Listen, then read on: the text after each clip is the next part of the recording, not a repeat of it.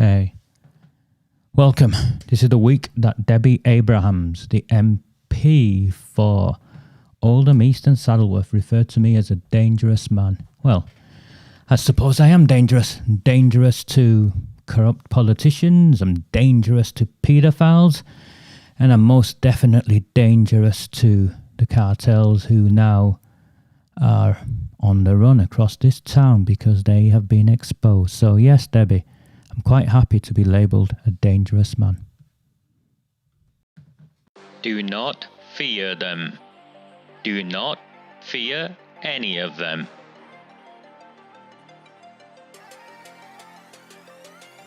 On the 20th of November 2003, James Ignatius O'Rourke McMahon was elected councillor for the Failsworth East Ward of Oldham. Deeply ambitious, he ruthlessly rose to power, and by 2011 he was already leader of the council. In 2015, exploiting a Labour Party loophole, he became MP for Oldham West and Royton.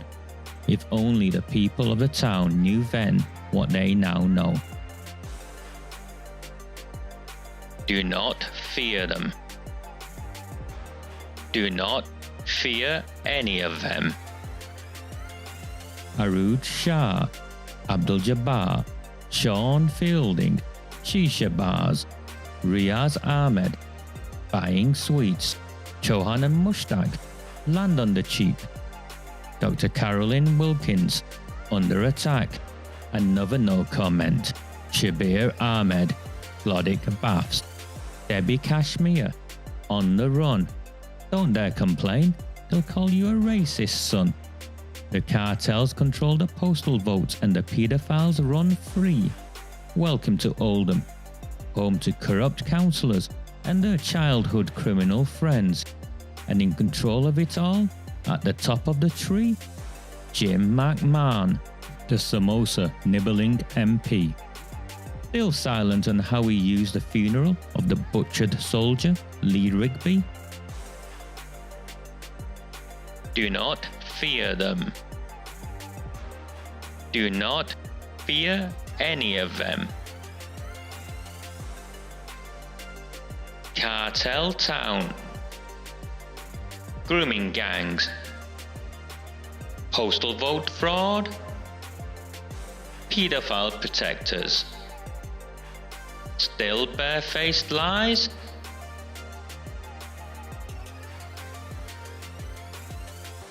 Do not fear them. Do not fear any of them.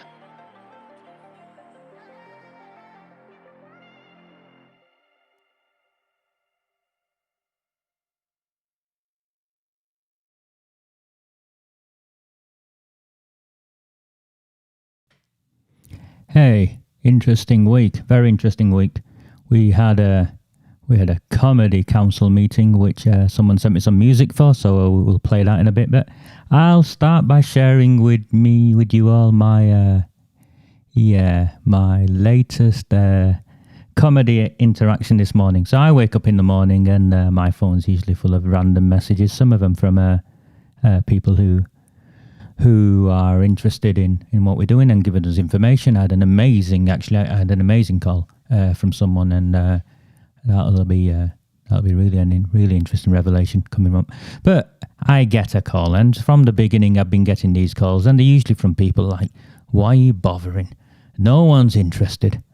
No one cares. You've run out of stuff to share.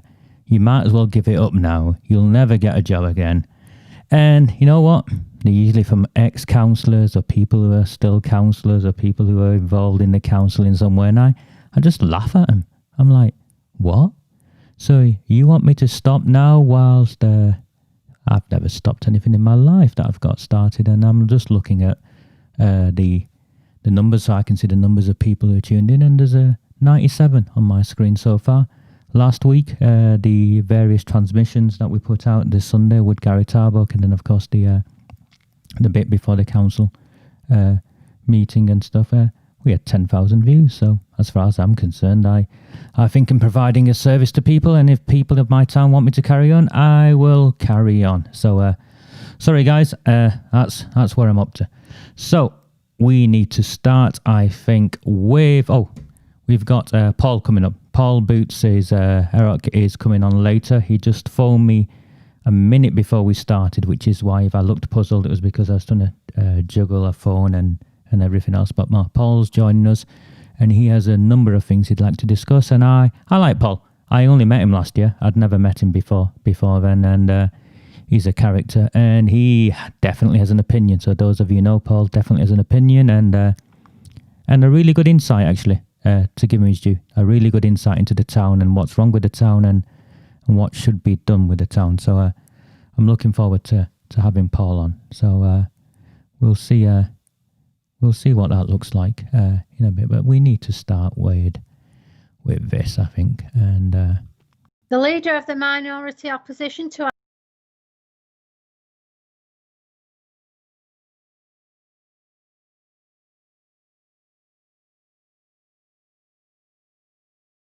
a question, Councillor Hudson. Madam Mayor, I think Councillor Hudson's unavailable, but could you check first, and I'll take the question if possible. Councillor Hudson? No, can you take the question then, Councillor Sheldon? Thank you, Madam Mayor. The council leader will be aware of the letter that we, the Conservative group, sent to him last week about child sexual exploitation. It is an issue which rises above party politics and is an issue which demands a full and transparent investigation. With the growing allegations, will the council leader join us in writing to the Home Secretary asking for a full independent investigation into the current allegations and crimes yet to be discovered? Thank you, Madam Mayor. Thank you, Councillor Sheldon. Councillor Fielding to respond, please. Councillor Sheldon has said that this is an issue that should rise above party politics, but then uses it to make a party political point.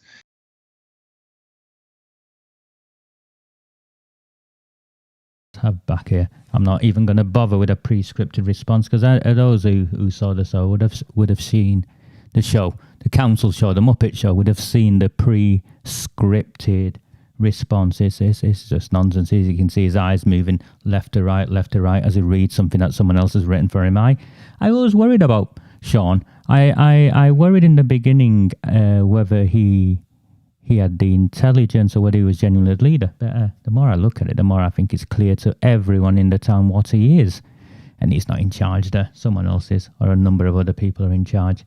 So that's where he started. Now, the bit I do want to get to, and I think the bit is respectful, I think, is we finally saw someone, and Brian did well. Those of you tuned into the meeting would have seen Brian, first of all, try and raise a point of order, and to get given the run around by the mayor, who said he could speak much later on in the meeting. And when he did speak, I think it was clear just by looking at the faces of some of the others what was going on. So let me play this.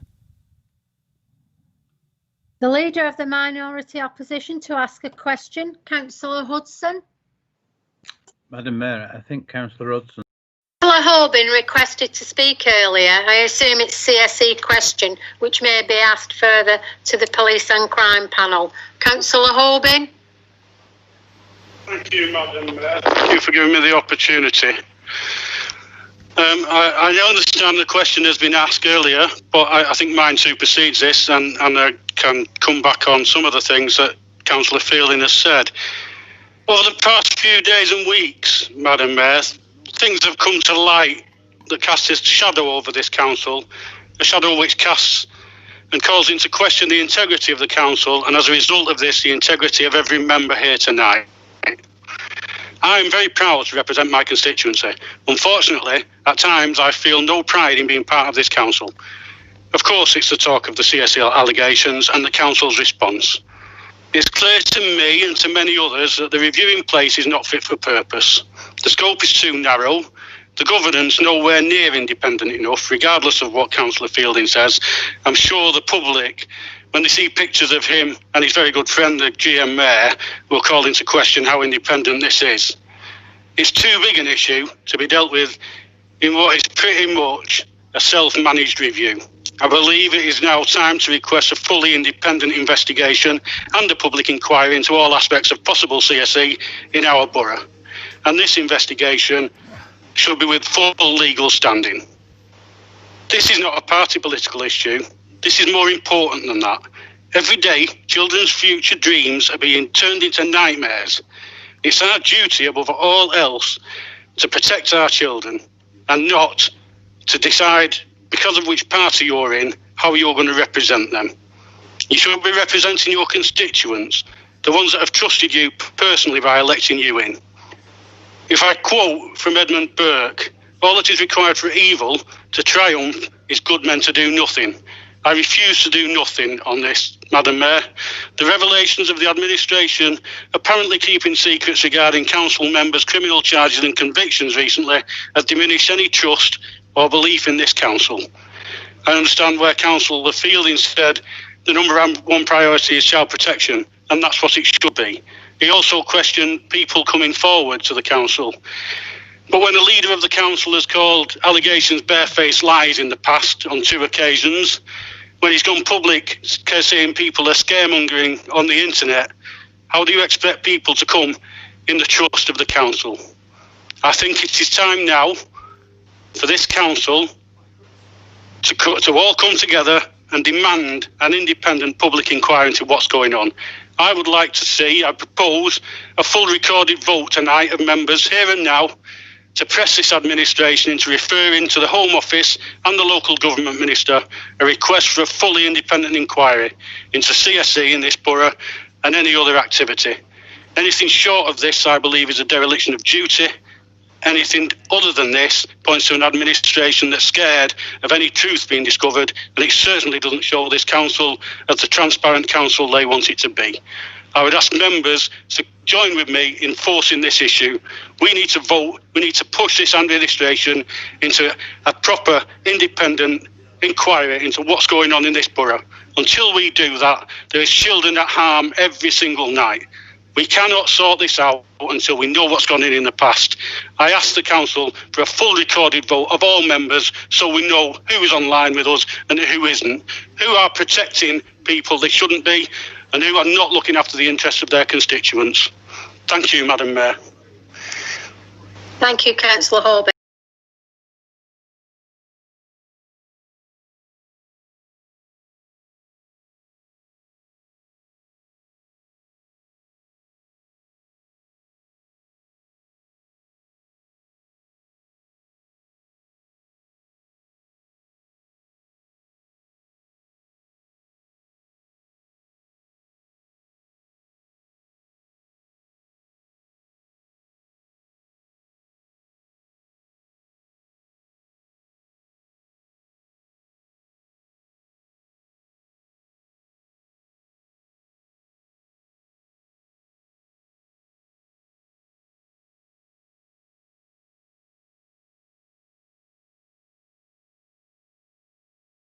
I'm going to ask Councillor Fielding to respond, please.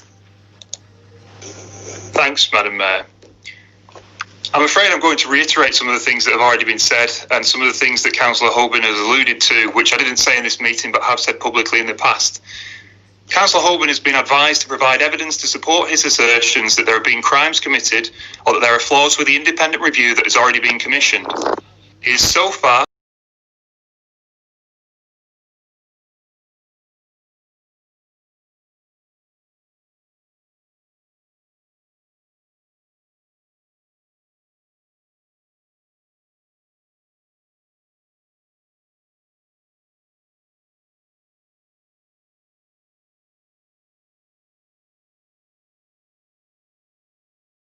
and still, even tonight, has failed to provide anything to back this up.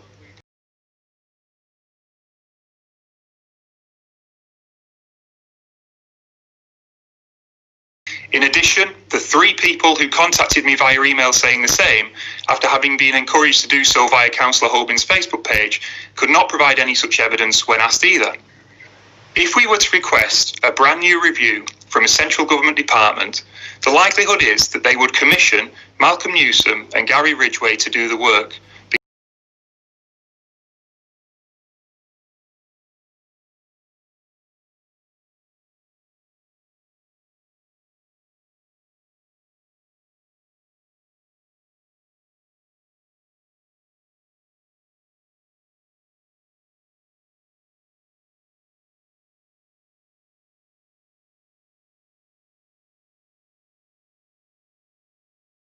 Those are the people that they have used in the past. Any new review would only slow down the answers Councillor Holbin claims to want. Indeed, I am not sure that answers are indeed what Councillor Holbin and some of his associates want, because he and his associates online seem mainly interested in spreading doubt in public services, which itself is placing young people in danger. We've also seen those who know only too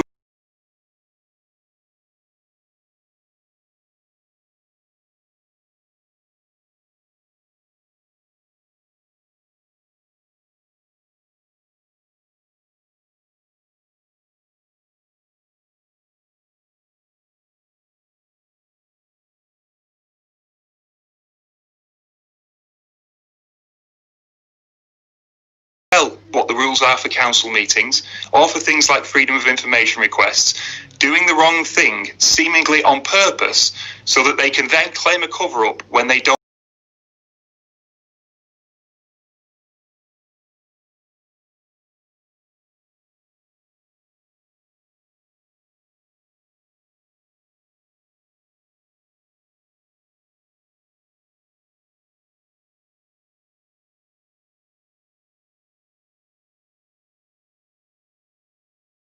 The response. Indeed, this behaviour was highlighted by investigative journalist Neil Wilby, who it is fair to say does not shrink from criticism of the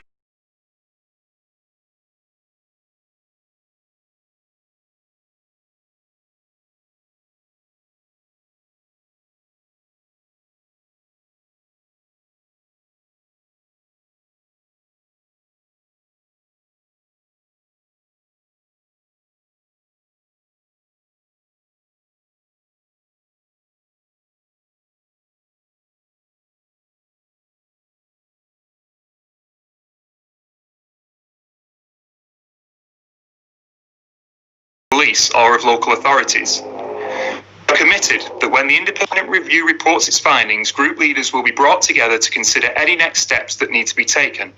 And of course, if the review unearths any criminality, that will be dealt with by the police. I would once again ask that Councillor Holbin and others bring forward any evidence that they have, rather than spreading baseless accusations that undermine the fantastic work our children's services team do and place children at risk by potentially dissuading those with information about abuse from coming forward.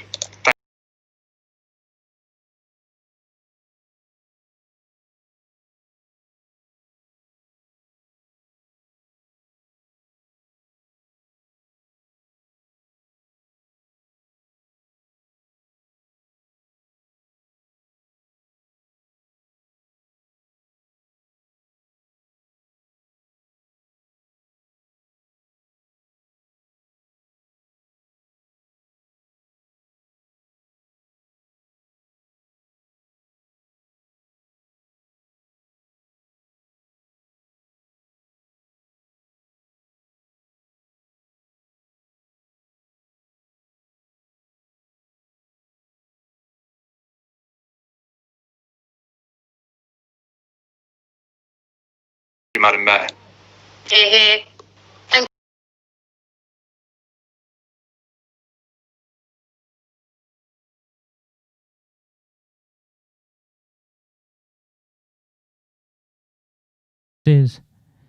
This is, let me try and swap a camera at my end.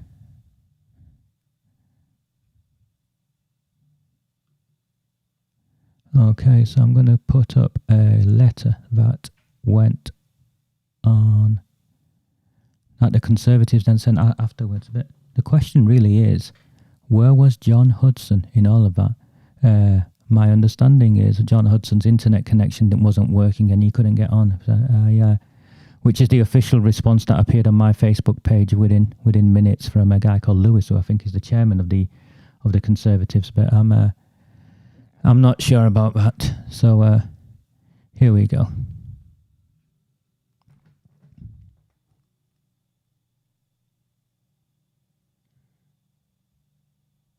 You don't really have to. I'm going to make that a full screen, I think.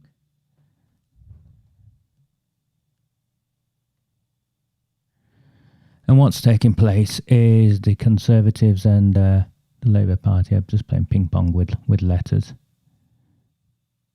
There's nothing there. Absolutely nothing there. Just nonsense. But we have got an outcome, and this is the outcome, and this is why I wanted to bring up this. This is why I wanted to bring up this letter from the Conservatives. You'll have noticed Brian Hoban asked for a recorded vote. And the recorded vote he wants is a vote on referring this matter to the Home Office. Pulling out of whatever's happened and passing it on to the Home Office. For that to happen, he needs someone to second his motion, and then that motion can go to the next council meeting. Now, that's where we've got to. That's the outcome we've got to. So if John Hudson or any of the other Conservatives are serious about this, rather than just writing letters, if they're serious about this, then what they can do is second his motion, and we'll find out at the next council meeting whether or not that will happen or not. Because if it doesn't, these letters are just nonsense, aren't they? And we all know. And I don't, I want to support the Conservatives on this. I'd support the Lib Dems on this. I'd support anybody on this. But I still feel like they're playing politics, and this isn't what this is about. We need to move on, and we need to get to a better place with this. So, I felt it was necessary to go through this, and I'm going to quickly swipe along. Okay, this is Neil Wilby. Neil's had a problem with me since Neil's he's an investigative journalist. He finds out stuff about the police, essentially. And his latest thing is he's involved in the Anthony Granger thing, who was I suppose he was a gangster in the scheme of things, a gangster who was shot dead by the police in very similar circumstances. Many of you will remember Homeland or whatever it was, the BBC thing, Hometown, where they pulled over a car and shot dead a Pakistani gangster. The police shot there. So I think that's, he's after police corruption usually. So Neil started off getting more and more irate because I wouldn't give him evidence. I wouldn't supply the evidence to him. And my evidence is really simple. I have people in the council who've given me the information I've got. Otherwise, how would I release it? Now, if I release the names of these people, after everything we have found out so far, if I release the names of these people will lose their jobs. And I can't do that. These people have entrusted me with information. I can't be handing that out. Whether you believe the information I've got or not is a different matter. So that's Neil. So Neil then started accusing me of being this account called iOldham. Oldham I posts on Twitter. He's actually got a web page blog thing where he talks about his father and stuff like that. And what I've said to everyone who's come back to me and said, are you this person, are you that person? Guys, I'm me. I post under my own name. It's there. You can see it. Raja Mir. I post under Recusant 9 on Facebook and stuff, but that's a group I've created. And if you click on that group, you can see my name all over it. I'm not hiding anywhere. So Neil started this nonsense. And then Neil sent me some messages that the police were after me, and there's a couple of live investigations on me. And you know what? I'm not a criminal. I really am not a criminal. And I'm not bothered if there are police investigations on me. I've contacted the police myself this week. I've been knocking on the door, and they got back to me last week, and I contacted them again this week. And I contacted them this week because I want to report a series of crimes. I want them to take my statement. I want them to take my statement over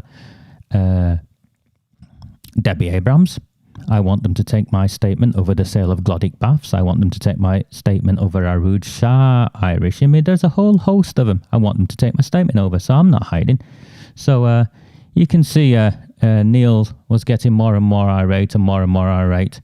And this is the bit where he says that I disagreed with. It was the first thing I disagreed with. A mountain is made out of a molehill. Okay? This is one of the so-called molehills. That's a private Twitter message. I've deleted who it is and who it's from and stuff. But have a look yourself. I'm just going to zoom in on this bit.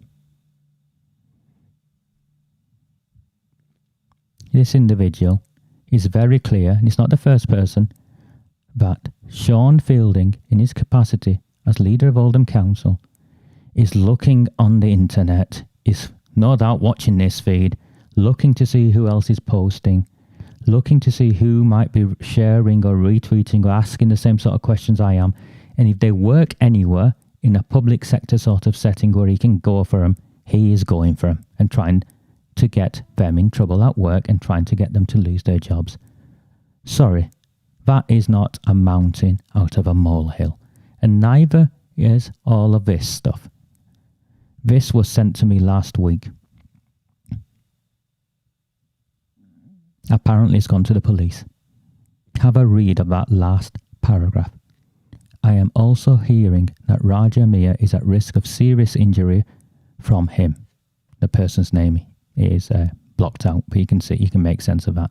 He's looking for his address, and apparently his team is armed. No, Neil, this isn't a mountain out of a molehill. And these are associates of councillors or associates of the council, and these are guys and cartels and organisations linked to the cartels that the council openly promotes.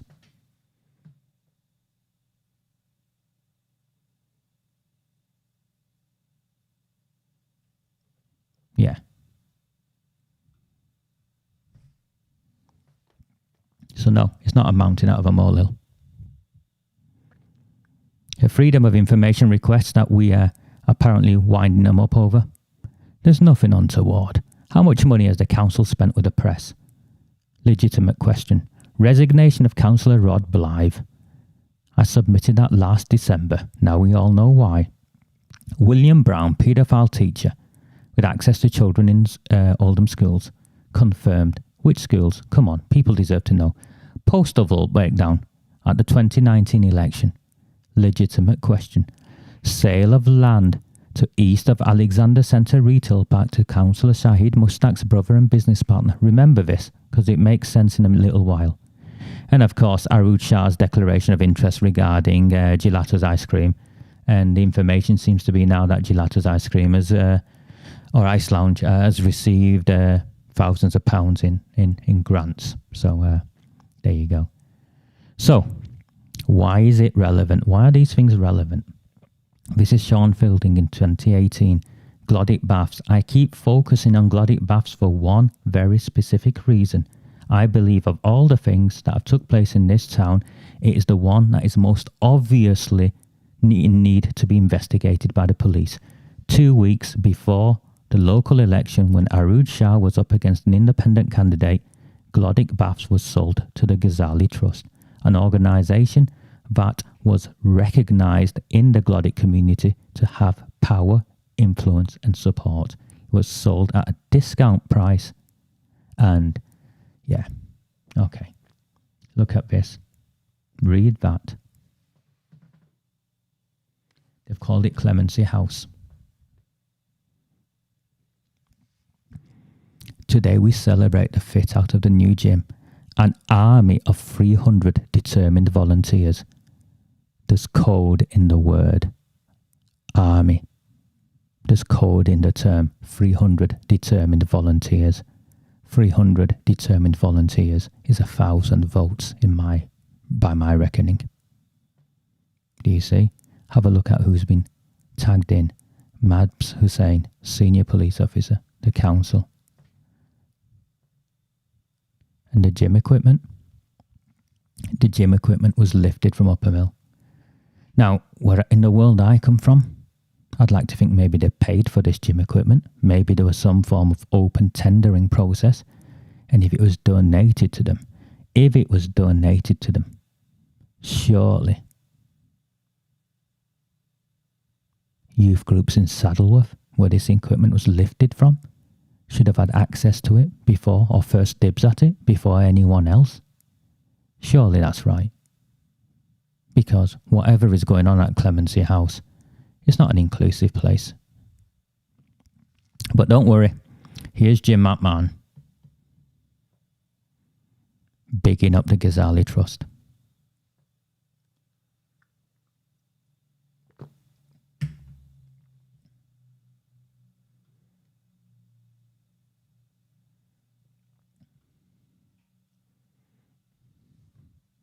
Fielding is prying into private lives, Rocky. And sorry, Rocky, I saw your post earlier, and I think I'd like to respond to it now before I lose it. And I felt, when I saw it, I felt. So I'll put this up. You're welcome anytime you want to come and share your opinion. As far as I'm concerned, this platform, I found myself in a position where I have a voice, I have a platform, and as far as I'm concerned, I'm a conduit for the people of our town. So by all means, come and share your opinion. I've seen what you're doing in Diggle. I've seen what you've been doing in Saddleworth. I'm fully supportive. So if you want, please do come up. But here you go. Back to this. Jim McMahon promoting the Ghazali Trust. Jim McMahon, by the way, was still the councillor at the time when the sale process started to the Ghazali Trust. All the official paperwork is on the webpage. So, he keeps talking about evidence. I've provided plenty of evidence. Which brings me on to this. And Paul sent me this, so I'll quickly go through this before I get Paul on. 146 Werner Hall Road is an old building that was left, and I've been in it. I've worked in it, actually. It was a women's centre when I was a young man, and it was like a youth club sort of girls' place. And the council have been trying to sell it on behalf of a charity, and that they've created or something. And none of it makes any sense to me. But this is the bit. It was the first female mayor, and she left it in trust. Like lots of buildings in this town that have been left in trust and quietly, in one way or another, land buildings, sneakily got rid of. And here's the next one. Proposed sale of 146 Werner Hall Road. And the bits I've highlighted I want to show you. Remember the sale of land to Shahid Mushtaq's brother? Remember Royton Youth Club? Remember the interest-free loan or grant or whatever to the various mosques? Well, it seems the Charity Commission have guidance of sales for charitable properties, blah, blah, blah. And you can see what's happened.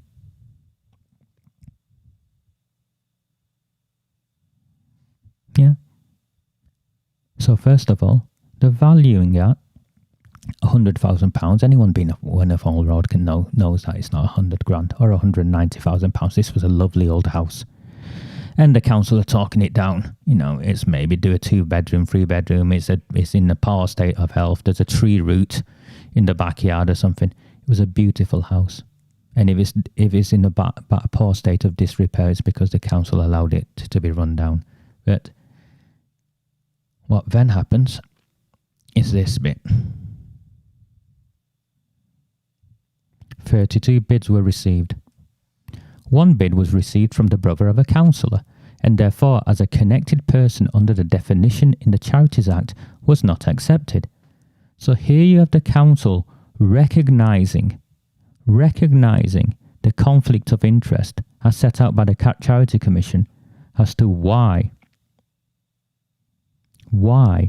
they should not be selling land or property to connected persons. The brother of a councillor, the wife, the husband, so on, so on, and so on, and so on. So why did they sell Royton Youth Club? After they didn't sell it in the agreed way, and then they sold it at auction? Was it because Dr. Chauhan couldn't buy it? Or wasn't the highest bidder, and that's why it went to auction afterwards? Why have they sold land to the brother and business partner of Shahid Mushtaq? Why? If they recognise it's wrong, and they recognise it's wrong here, why? Oh, and they reckon it's got a current net book value of £1, as if it's got a current, I'd have it for £1. And we go back to this. Paul sent me this, so I think it's important this came back. So it's not just me that they're saying no to. Here's Shabir Ahmed. Very, very simple question. 22 years prison sentence. Was he employed in any capacity by Oldham Metropolitan Borough Council? And if so, what role? Is that a difficult question?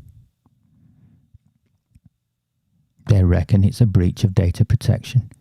It's not a breach of data protection. This guy is a convicted felon, 22 years in prison. They're refusing it. And in that context, Sean Fielding wants victims to come forward to his review when they can't even be honest. When they can't even be honest about their employment of Shabir Ahmed. Yeah. Unbelievable. Okay, let's get this man on. Let me give him a call and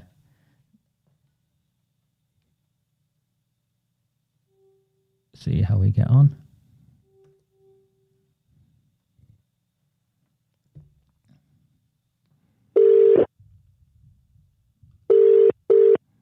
Hello? Paul, I can hear you. I think people can hear you. So I've got it right. Finally, I've got a phone call right, I think. How are you doing, Roger? I'm good. Got me? Are you well? Yeah, not so bad. Just click on the FaceTime. How's that?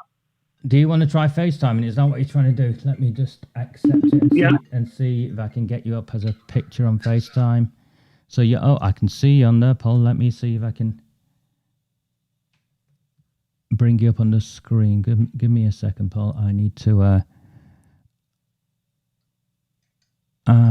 press that, I think, and get rid of that. Sorry, I just need to get rid of a few.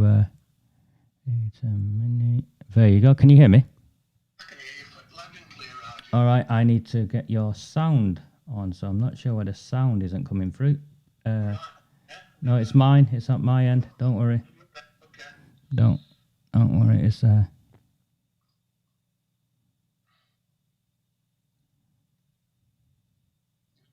that? No, you're fine. It's the I can't get your sound on, Paul. I'm afraid because we didn't try it this way, so it's my fault. Is that any better? No, you're fine. It's I can hear you. It's just I'm not getting you through on the sound, I'm afraid. So no, Paul, we're gonna have to go off a phone call, I'm afraid, because I can't get you yeah. Give me a call, Paul. Yeah, All right.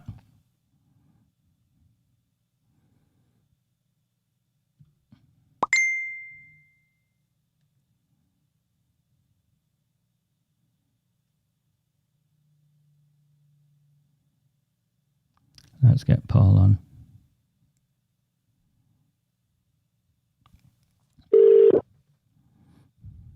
How's that, Roger? Sorry, Paul. Yeah, this is fine. I saw your picture earlier, and I got you up on FaceTime, but the sound wasn't carrying through, I'm afraid. So we didn't try that way before, and we should have done so. But it works. The picture works, so we'll get you on properly next time. Paul, fire ahead, because I see you post stuff on Facebook all the time, and you're more outraged than I am. You're more outraged than I am. Yeah.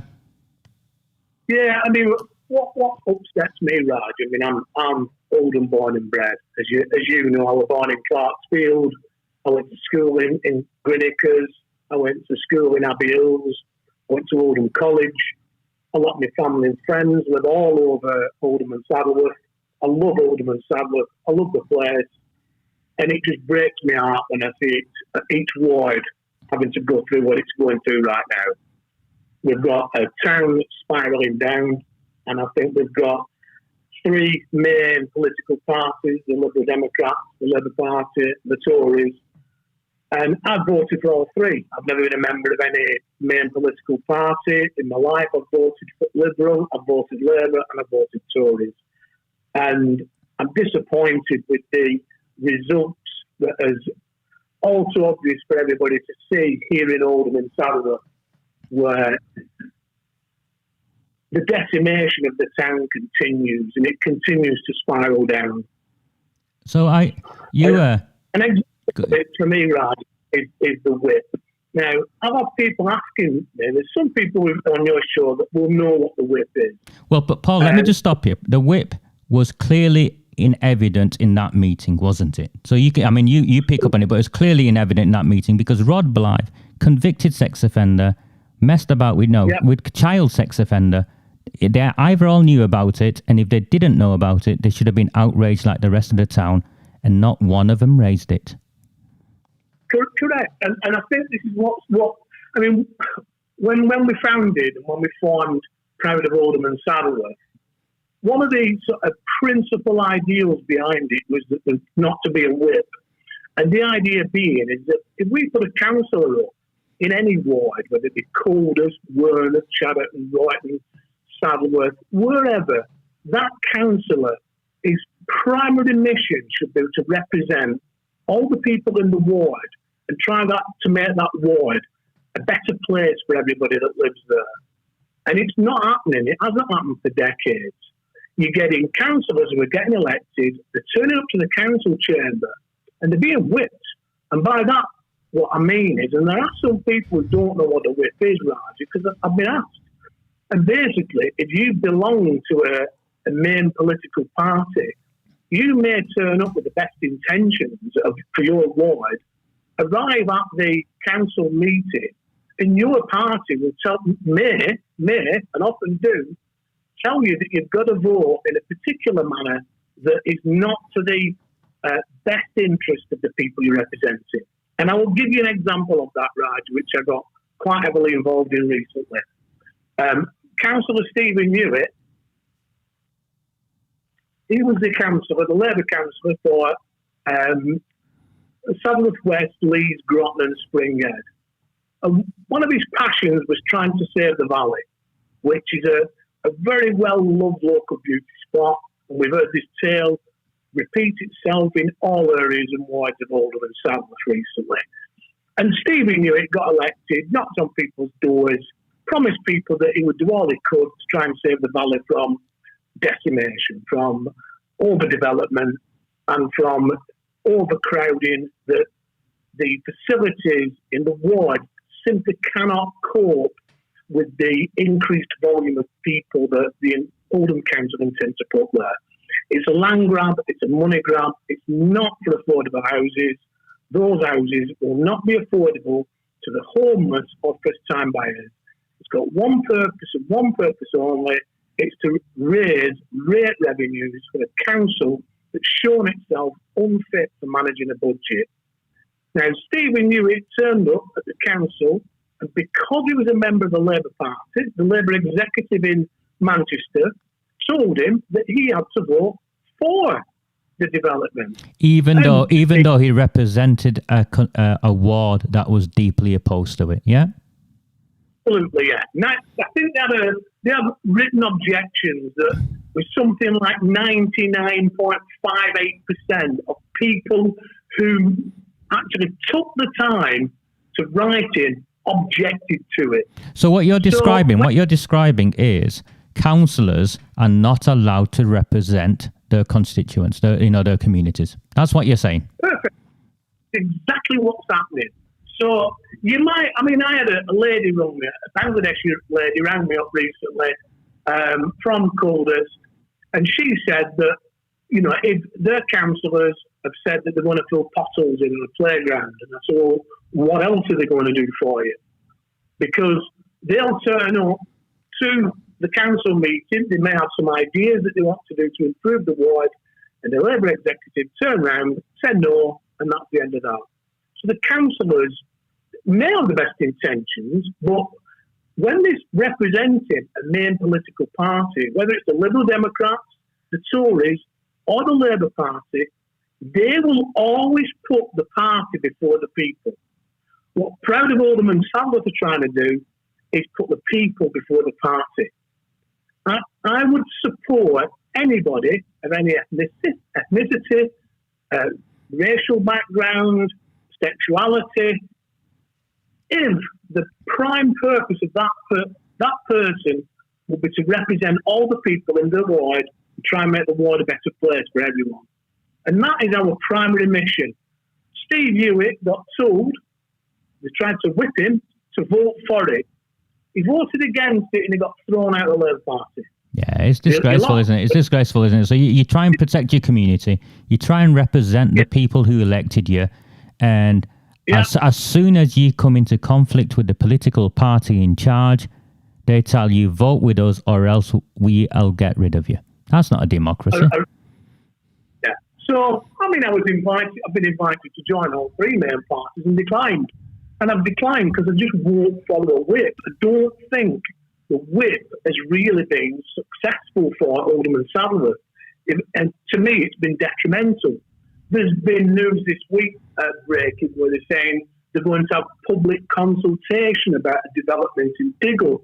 There'll be no consultation. You might get 99% of people who'd be objecting again. And those, if the Labour councillors get whipped, they'll vote it through, regardless of what the local people want. And it's happening all over Alderman Sadler.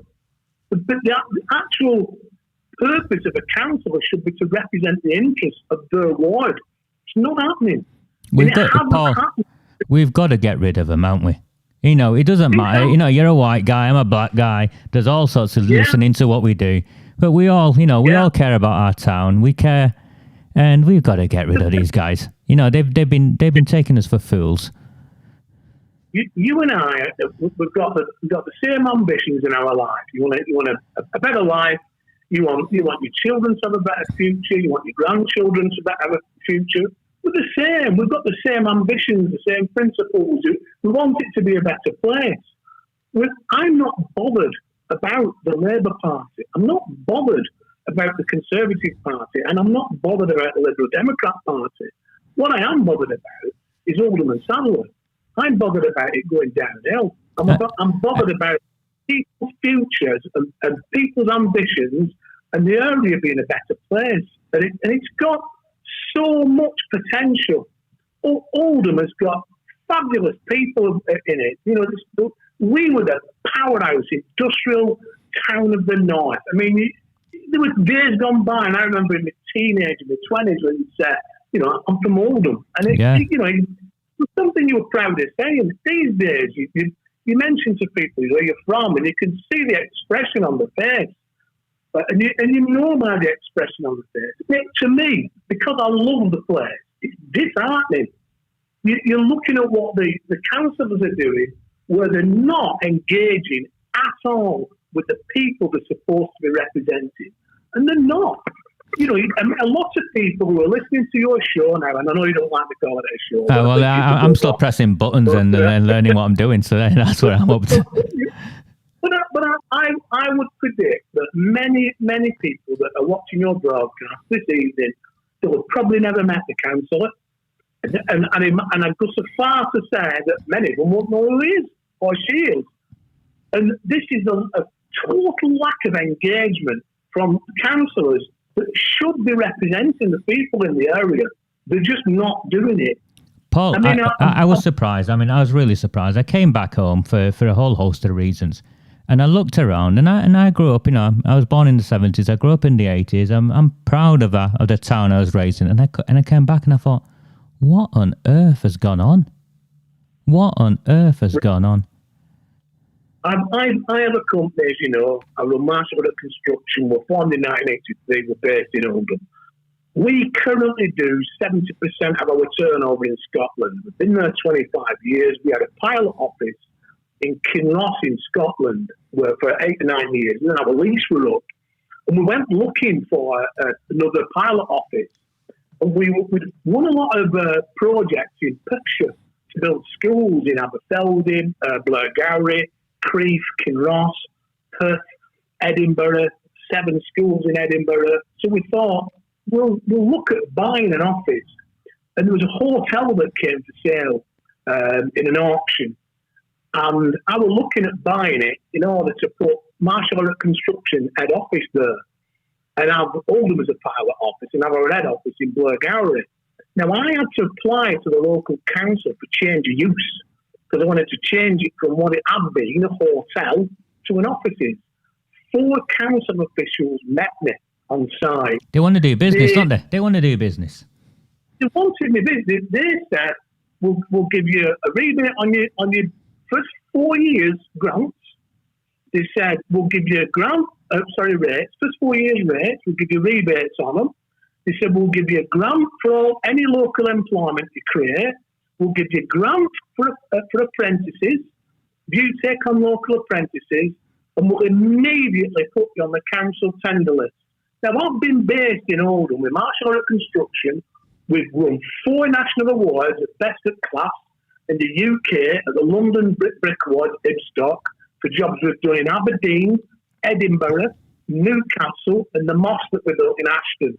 So you built it's all. So hold on, I need to stop you there because I got an email recently to claim you're a racist. Yeah, and you've met me, I met you, met my kid, and all the rest of it. And I laughed at that. And your company built a mosque in Ashton. So your company built a mosque in the next town. Yeah. Yeah, and we won Building of the Year award with it. It was 2012. A beautiful building. And the thing is, when you're having a debate with somebody, I mean, where they default to slander, which is what it is. It's a major insult, And there's no doubt here. The person who said this is Sean Fielding, leader of Oldham Council. He can sue me if he wants. I've got the paperwork. The person who claimed this is Sean Fielding, leader of Oldham Council. I know when Paul Shulton, they put a post up, and Paul and I, Paul Shulton, who's the candidate for South West Leeds, Drottman, Springate. Paul put a post up on his Facebook group, and he was proposing that there was a rate reduction for the people, for everybody, regardless of your race, creed, colour, sexuality, background. He was proposing a rate reduction for everybody because of this COVID-19, and people are in financial dire straits, a lot of them. The response he got from Sean Fielding was that Paul was a racist.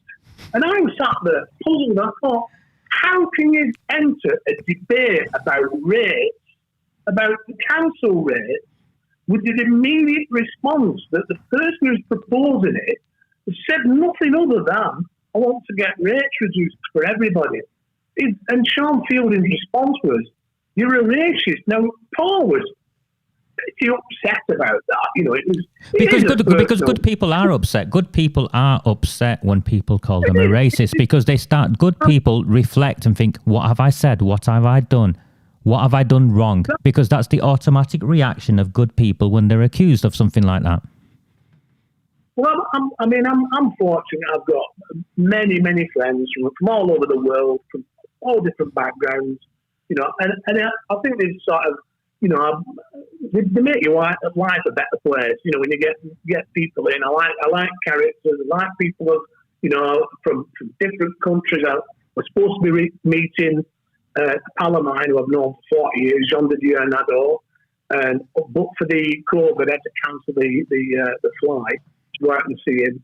He's following us, by the way, JD, and he's sort of made a few remarks. I put a post up this week, and I had a response from India regarding Debbie Abraham's doomed visit to India. So what do you make of that? Because you're a businessman, yeah? What do you, and Brexit has come along, India's a massive economy, yeah? And we want to, we as a country want to do business with India. Surely we do, And what do you make of that? What do you make of what she did? Well, it was a blunderbuss approach. I mean, you're looking at a topic that is highly toxic and people's emotions are running high. And I think when you've got two opposing factions like Pakistan and India, where they are really upset about what's going on in Kashmir, I mean, I had little understanding of the history of it until I went and somebody said it was typical. The British folk were like about Mountbatten, how we split it up after the Second World War. And they've been, raging ever since over it. And it's a very highly sensitive subject. So to go in, be told on February the 14th, which was that she hadn't a visa, and been told not to travel, she lands on the 17th of February and is promptly told you've not got a visa and kicks up an absolute international shitstorm on publicity with it, and it was just definitely not what that situation needed. Needless to say, she was sent on a plane back to Dubai. Within a week, there were riots in Delhi. And where she landed in Delhi, I stayed at Claridge's Hotel in Delhi because I arrived, funnily enough, the day after Debbie Abrams had been thrown out. So when I went to Claridge's Hotel, the hotel manager was absolutely fuming. And I said, she does not represent many people in Oldham and Saddleworth. I'm very sorry that any offence is caused. And he said, the situation is not bad enough as it is. Without one of your MPs coming over here and making a bad situation worse. I actually wrote a letter of apology on the hotel letterhead, and I passed it to the hotel manager, and I asked him to give it to Prime Minister Modi, who goes in Claridge's apparently, and the hotel manager knew it. So I passed him the letter. Within a week, Roger, there was a riot broke out in Delhi. You can Google it. 53 people were killed. Yeah. There was 117 people badly injured. 70 people were shot. It was massively insensitive to do what she did. And the point being, what the hell has she achieved? Other than sort of making a bad situation worse. All I pray for is that there a peaceful settlement that will be reached between Pakistan and India. And you've got to listen to both sides. You've got to try and listen to some dialogue. You've got to let diplomacy, take its course. Blunderbusting into India and kicking up stink, and causing a huge publicity shitstorm was probably the worst thing that could possibly done for diplomatic reasons. But Paul, it had nothing to do with diplomatic reasons. There was no desire to get an outcome that you and I might want to have seen in terms of negotiation and diplomacy. This was just grandstanding and posturing by the Labour Party, not just Debbie Abrams, by the Labour Party, because anyone who looks at the demographic of ethnic minorities that support the Labour Party, the Pakistanis, the Kashmiris are right up there. And have a look at our town. Just have a look at our town.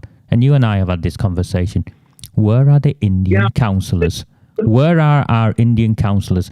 Where are our African Caribbean councillors? Where are the councillors from the other demographic groups that make up our town? And they're not there, because the cartels have got a stranglehold on the Labour Party, and it suits Debbie Abrams and it suits Jim McMahon, because these cartels deliver a block postal vote. Yeah, I mean, the hotel manager said she'll be going to Pakistan and collecting money, and I didn't know anything about this. He sent me a link where the actual group that she's a member of, and I posted it. I posted the link on the Proud of Oldham and Saddleworth Facebook group, where they've been paid £32,000 or thereabouts. They were paid by an arm's length organisation linked to a group to a political group in Pakistan. So yeah, they were paid for it. Yeah. Yeah. So, and I posted it. I posted the link up. I'm just looking at it now, and it's if anybody wants to have a look at it, I posted it on the 11th of September, and it's on our Facebook group. And I was listening to sort of, your introduction there, where, again, when I watched Brian Orbin ask the question, I thought, what an absolute fine example that Brian is as an independent councillor. That one independent councillor has made a big difference. Could you imagine if we can get 10 or 20 in there? that are making those types of sort of questions. Paul, Because I've not shared this with you. I've not shared this with you, and I'll share this with you now. I don't know how true this is, but I think it's the right time to share this, and people can work out how much my the authenticity of my information or the rumours I hear are from everything I released so far. But the rumours I'm hearing, Paul, is, you know how we've got an election in May, and it's the one that was meant to be last year. You know, so they all got a stay of execution. So Sean Fielding and all the others got a stay of execution. And then this May coming was meant to be a furlough sort of year, you know, like a gap year. Yeah. And they were all up next year. So they're all meant to be up in 2022. That's right, isn't it? Yeah, well, that's how I understand it, Darcy. I'm hearing that some dodgy deal somewhere has been done, and that is now not going to happen. Well, with this council, you know, it wouldn't surprise me. I mean, when I listen to Sean's scripted response to Brian's question, and like you said, he's read off a script, and it's how much evidence does he want? I mean, he's questioning Greater Manchester Police. Greater Manchester Police have recorded 502 offences in Oldham Saddlewood, of which sexual activity for girls under the age of 16, 112 number. Abuse of children for sexual exploitation, 15 number. Child abduction, 49 number. Sexual activity with children under 13, 20 number. Sexual assault of children over 13, 32 number. Yeah. Sexual grooming, 61 number. I mean, this is the police's report. This is Greater Manchester Police saying this is what we've done so far. And yet Sean, who I've given the moniker Dunning-Kruger Fielding, and look up Dunning-Kruger in your own time, but Sean is saying there's insufficient evidence. Well, according to Keir Starmer, there was insufficient evidence to prosecute Jimmy Savile. Yeah. They had 580 cases that the police passed to the chief prosecutor, Keir Starmer, and he said there's insufficient evidence. And what happened there?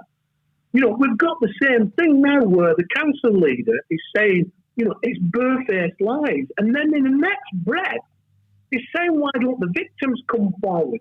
I've had the victims, and I know you have, Raja, where they've sent me messages that are harrowing. It's stuff nightmares are made of. I've got people, I'm crying. I cry, and I mean it, Paul. I cry at some of the stuff and some of the exchanges I have. And then this, sorry, I won't swear, but this, you know, this whatever he is, stands up and says barefaced lies. I met with someone last week, Paul, and I met with the mother of a victim last week, and she was distraught at how they'd sent her a letter. They'd not even signed the letter, Paul. They'd not even, you know, there wasn't even a phone number, and they'd been failed repeatedly, and they're being told, get in touch and we'll do something this time. That's not going to happen, Paul. You know, they've set it up. I know you've had the same, and I've had sort of messages sent me that have reduced me to tears. I've been absolutely heartbroken. And Sean needs to be asking the question, why won't they come forward? Not that they're not doing. You've got to ask the question, why won't they? And when you look what Maggie Oliver did, she outed 6 police officers, senior police officers, where she said, you know, these police officers have done nothing. I mean, one police officer raped one of the girls who was in the newspapers in Halifax for doing it. These are the police. You look at Oldham Council calling them barefaced liars, and then you go to Andy Burnham, the Manchester mayor. Now, in 2008, according to Nazir Afzal, albeit he was the chief prosecutor of the North of England, he released a clip. Within the clip, he said there was a reporting restrictions lifted on a circular that went round all the chief police officers around the UK in 2008, telling the police not to get involved because the children have made an informed sexual decision, That circular doomed the fate of thousands of children across the UK. Now, Andy Burnham was a founder minister of that government. He was. If you Google him, Wikipedia, as that circular went down, and you've got to ask the question, who put the reporting restrictions on it and why? Why were reporting restrictions put on, easy for me to say, put on a circular that effectively doomed a lot of children to a terrible fate. Now, all right, Andy Burnham might turn around and he might say, I didn't know about it.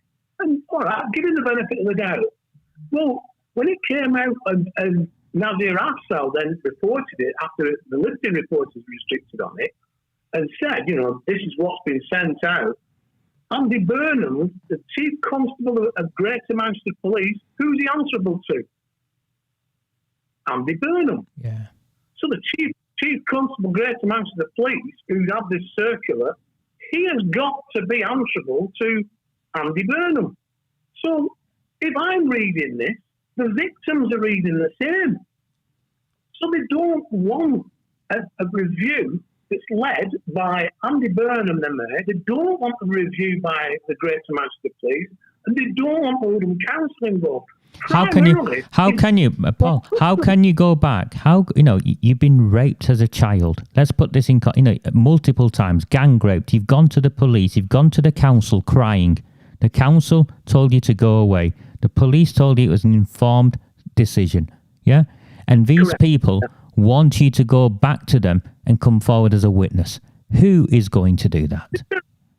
Absolutely terrified, and it's heartbreaking, and they're trying to piece the lives back together, Raj. I mean, there was a young girl who was passed around in Oldham recently, I think it was as early as this year, Ellie. She went to the police, told the police what had been happening to her. She had physical evidence of what had been happening to her. She passed the phone over to them. What the police done? They've arrested her. She's in prison. She's locked up at the moment. I think under the mental health act or something, but she's locked up at the moment. She's locked up. And what that girl's been through, if it's not enough, they've locked her up. Why would a girl, when I looked at that, Paul, and I believed her straight away, because in fact, let me share this with you, because I got a phone call, and I've never shared this with anyone yet. There's an arrangement, or there was an informal sort of network of restaurant workers. And what these guys did when they went away from places like Oldham or Rochdale and picked a place to work, apparently one of the determining factors of why they would travel far away was the availability of young girls. And I'm not making that up. I got a phone call to say, the Barrow case, it's true. Yeah. It's true because I was told, and this is a contact of mine who's in the restaurant trade. He was told that some of these guys would go and pick places to work, towns to work, where there was an availability of young women as a prerequisite. It's like picking a university place or something and seeing, what the male to female ratio is the equivalent of what these guys were doing.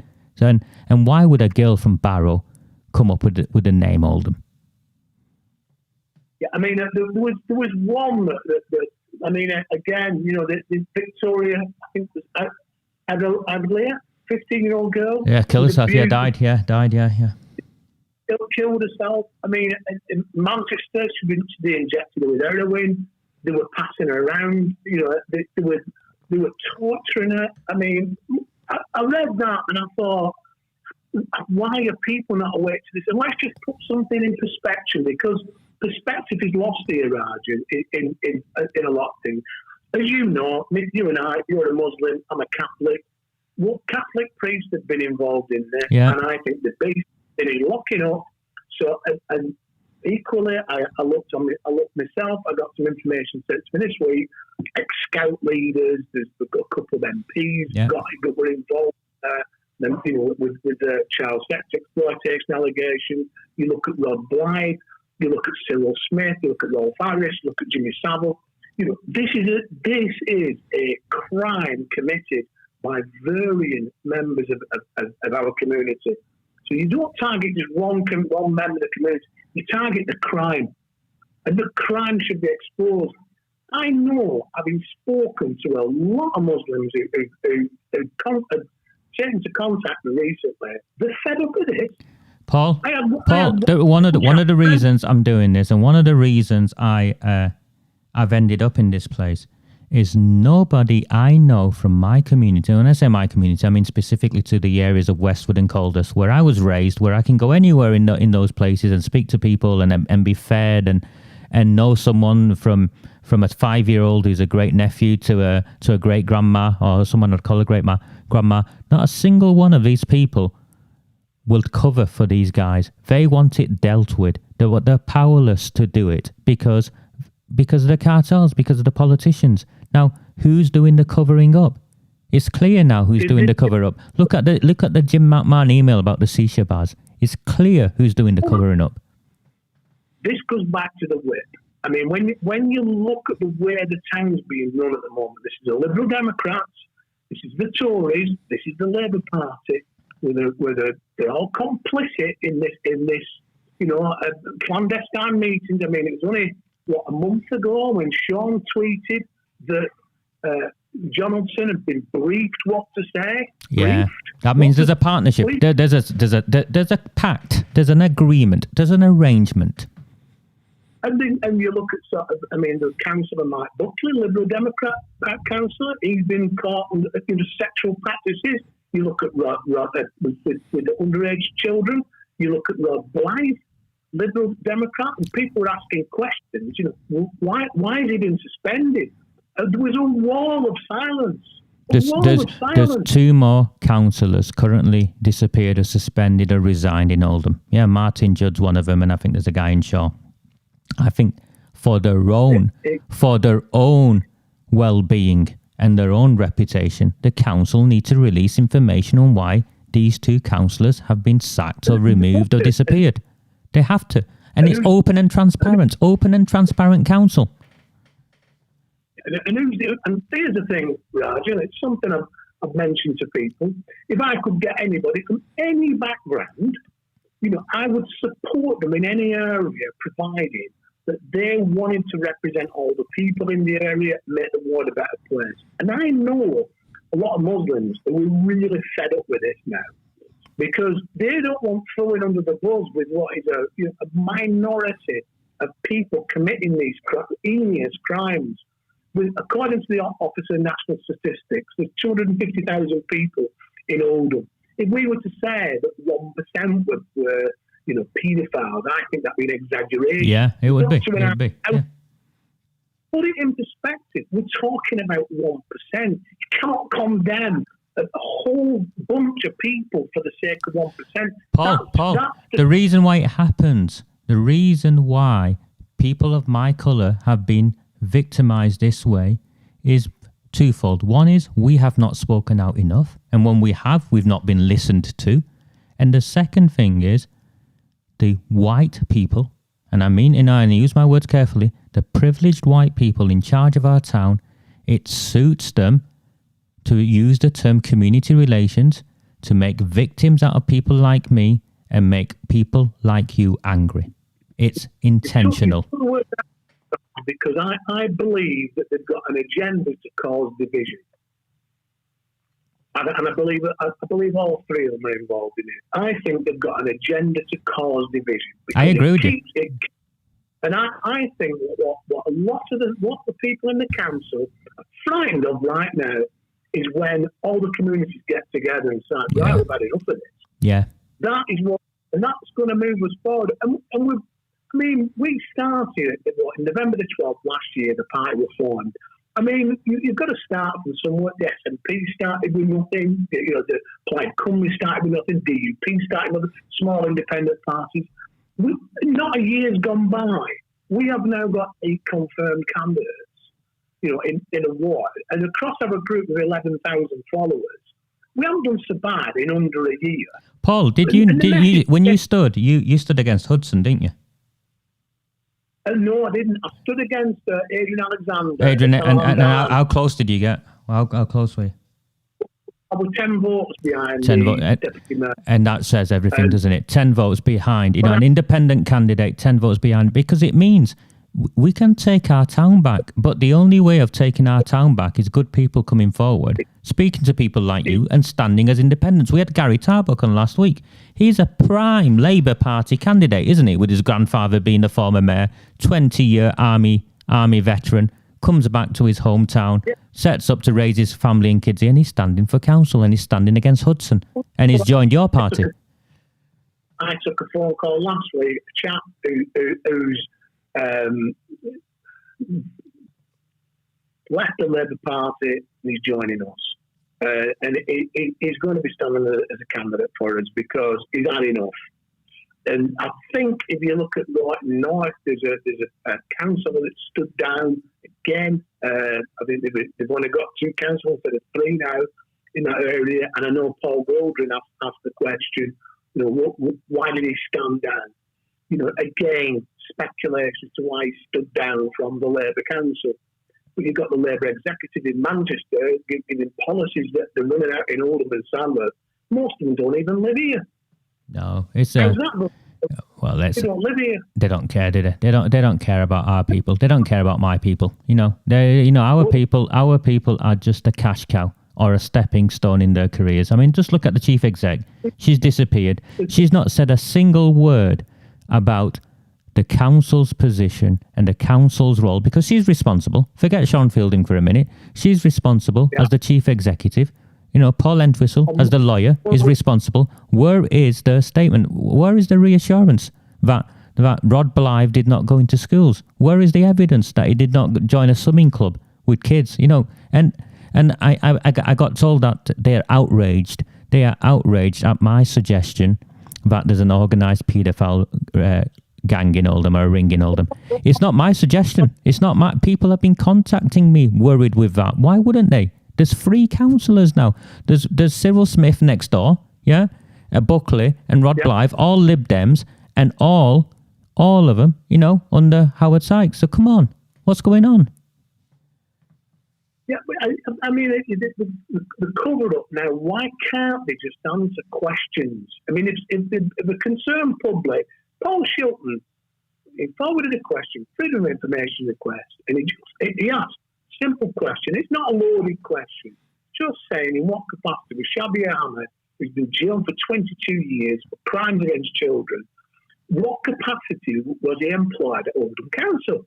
Now, to me, I don't think that is an unreasonable question because we want to know, did he have access to children? What due diligence was taken when he's, in his employment, given his past and given what he's been accused of and what he's been convicted of and found guilty of?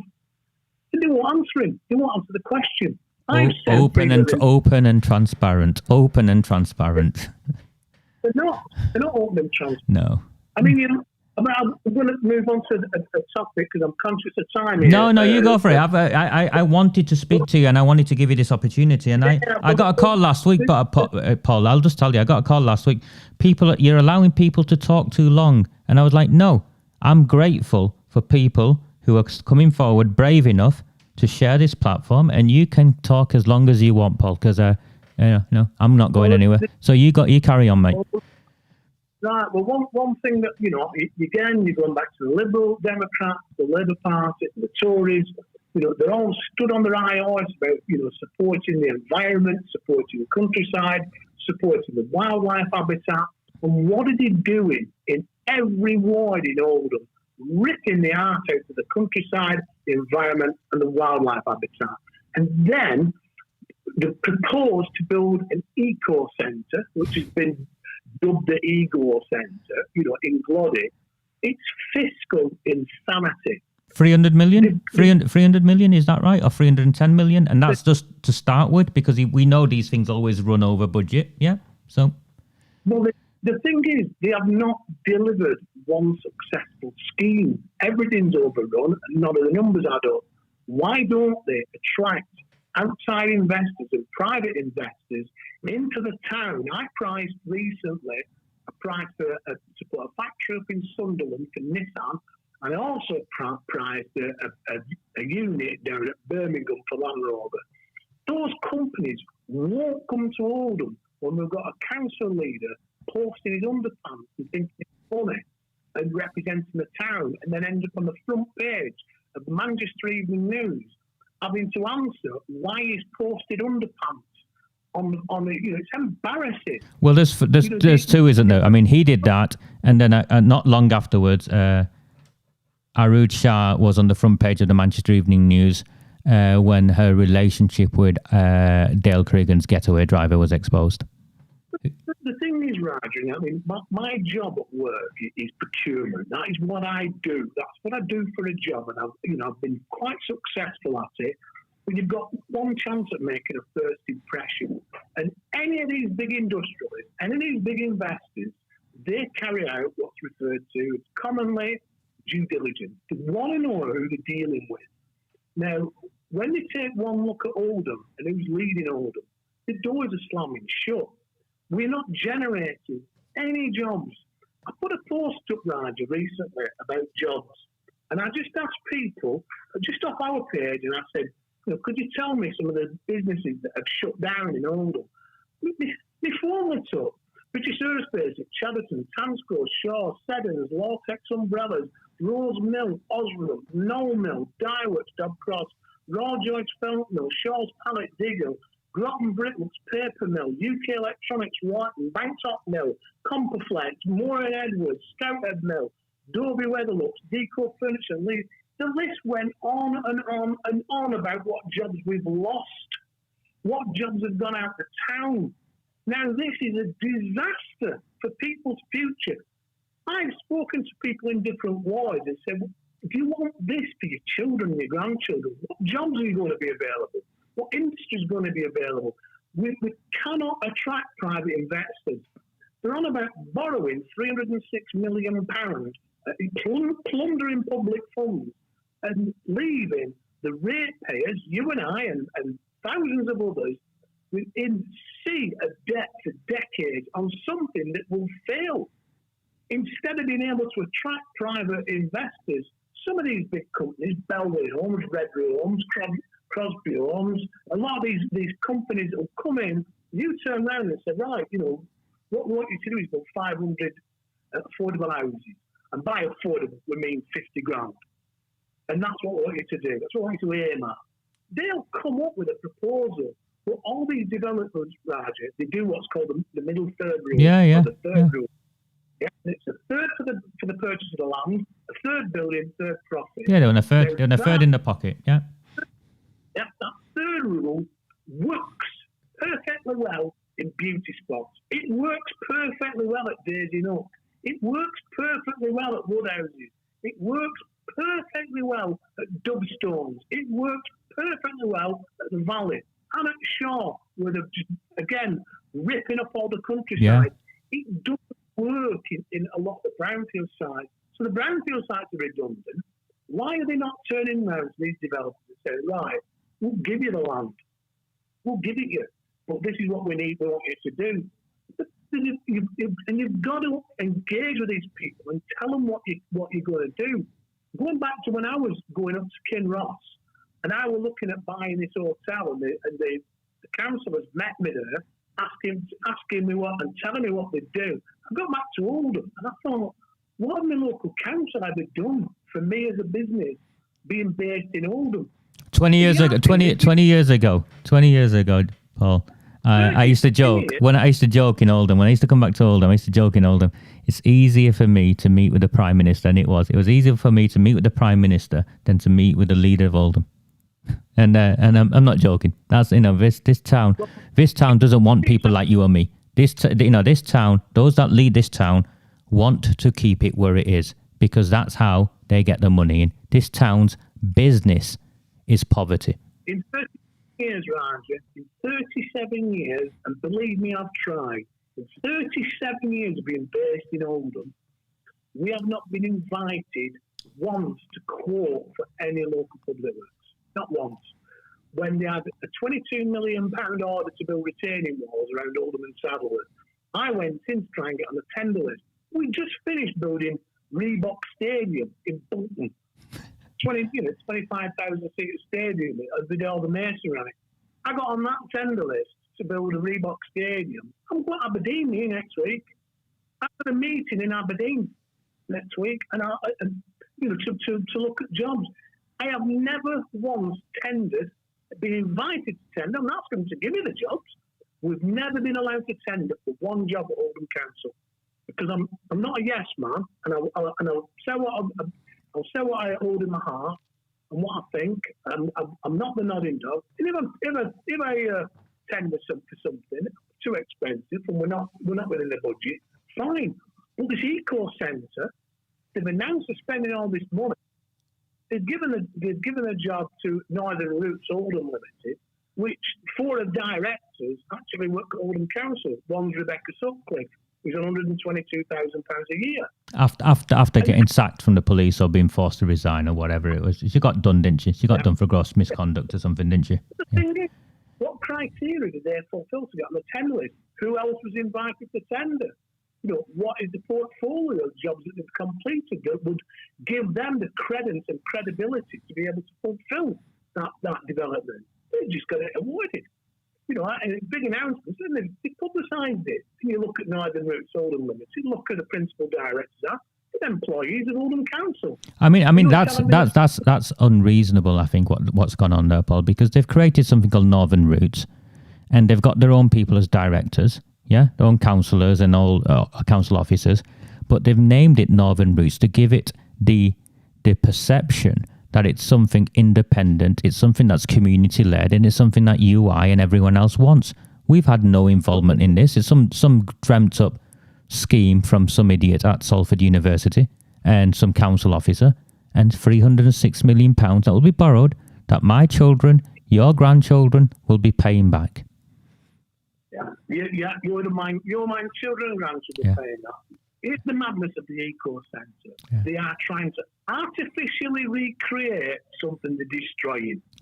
I've read some of the brief. Aren't they going to do some glamping tents or some nonsense in Alexander Park? Is that right? Is that? Did I read that right? Did I understand it right?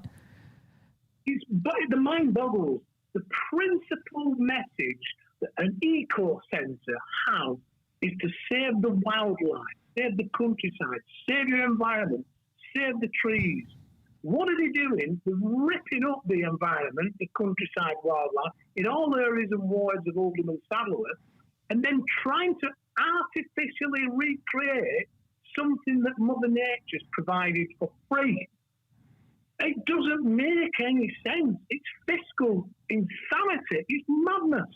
But why have they done it then, Paul? Where have they dreamt this up? Because I spat my tea out when I read the brochure and I read some of this, and then I saw someone's name at Salford University linked to it, and I'm like thinking, and the unfair thing here, Paul, and I think I need to say this, is that there's a perception that the people of Glodick, meaning the Asian people in that community, will benefit from this 300 million. They won't benefit from that, Paul, because none of them wanted this. None of this makes any sense to any Oldhamer whatsoever, apart from the idiots that run the council who've come in from South Manchester and their friends. I reckon that someone had a beer with someone from the university in Salford and they dreamt this up.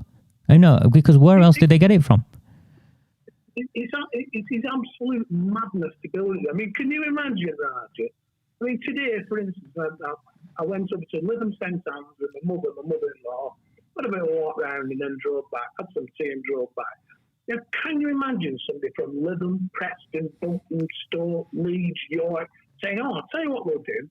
We'll get a family of 4 and we'll all drive to Glodick and go to an eco centre.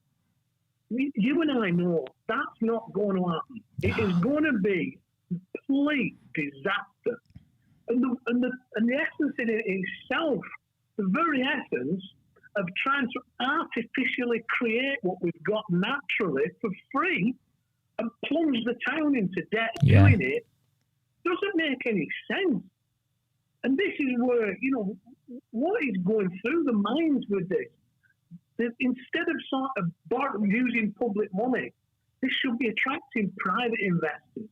What car manufacturers, a pharmaceutical company or a textile company is going to come to Oldham when they're doing due diligence and they look at our council and say, them are the people we're going to have to deal with. They run a mile. Yeah. They run a mile. We've got no business there. We've got nobody who's going to sort of encourage people or speak their language and try to sort of encourage them to come and invest in the town. I mean, you've got a situation with Oldham Town Centre. Here's something as I proposed. Now, you think that they're more than willing to spend 306 million on this development or this eco centre. Well, forget that. You've got Spindles that's dying a death. you've got shops shutting on a monthly basis in Spindles. When the anchor tenant Debenham leaves there, it's going to be a ghost centre. You're going to have no shops in it at all. They're struggling like mad.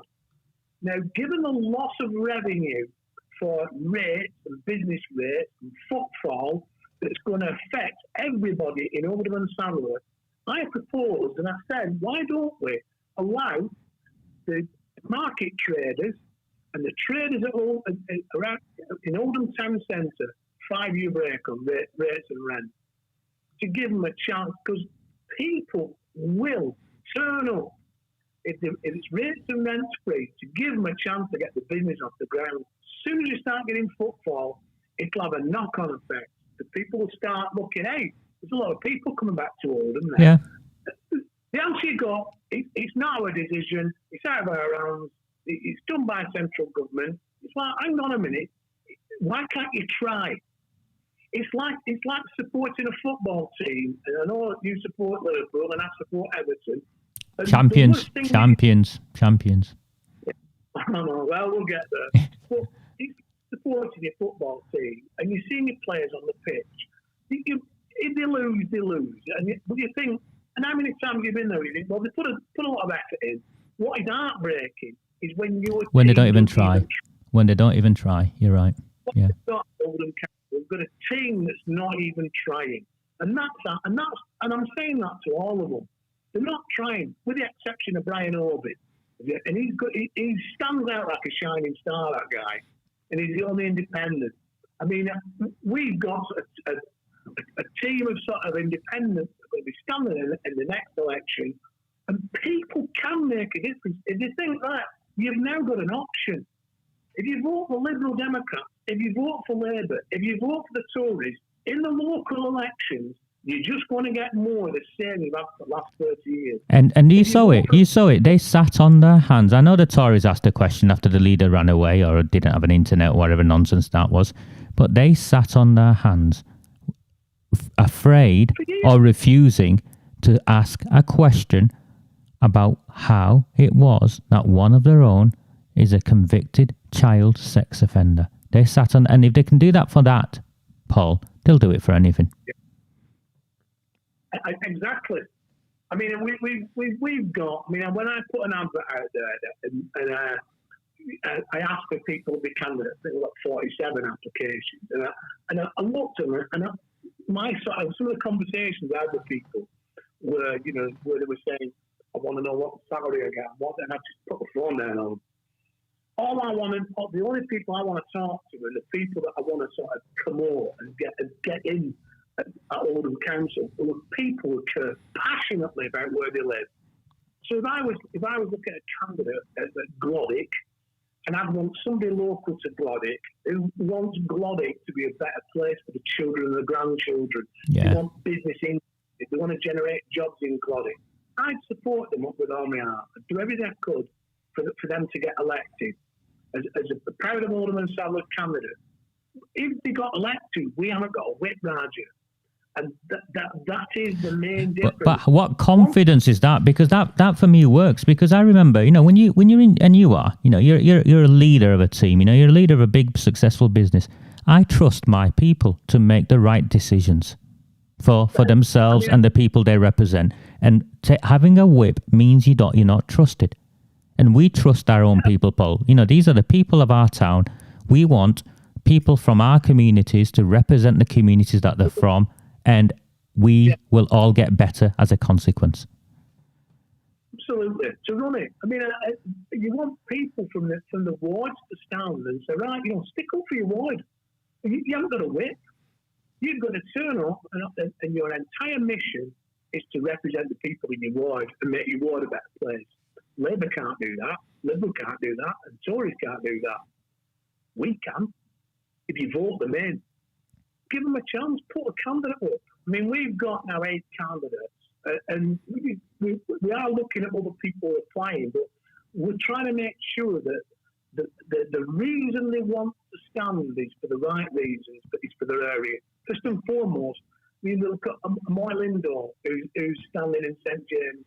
I've never seen. Every time I've seen her, Moy, she has a smile on her face. I'd vote for her. Even though if I lived up there, I'd vote for her. I've never seen her without a smile on her face. You know, she's a bundle of joy. Yeah. And I tell you what, I'd jump at the chance of a Moy being our council leader. I think she'd make a great council leader, Moy. You know, she's a grafter. Very, very sorry about the news, and I'm praying for her husband Mark. He's had a stroke, so the prayers are going out to him. I had one about 4 years ago, and it's a tough medical condition to get over. But fingers crossed, everything's all right for him. But Amoy, she's got heart of gold. She means what she says. She's passionate about what she's doing. We've got Gary Tarbuck, who you've had on last week. He's standing in South. You know, he cares about the area. What a guy! You know, grandfather, councillor. As a child, he used to clean racist graffiti off his grandfather's house because his grandfather represented Coldust. Went off and served in the army for 20 years. Came back home. He's going to take Hudson out. That man is going to take Hudson out. Debbie Barrett called, down at Medlock Vale, Fitnell and Barnsley. I mean, my gran and granddad lived on Fitnell. I know a lot of people down there. My mum and dad had a shop in Amersham near Bellmill, just round from Amersham School. I know the area really well. There's no other candidate.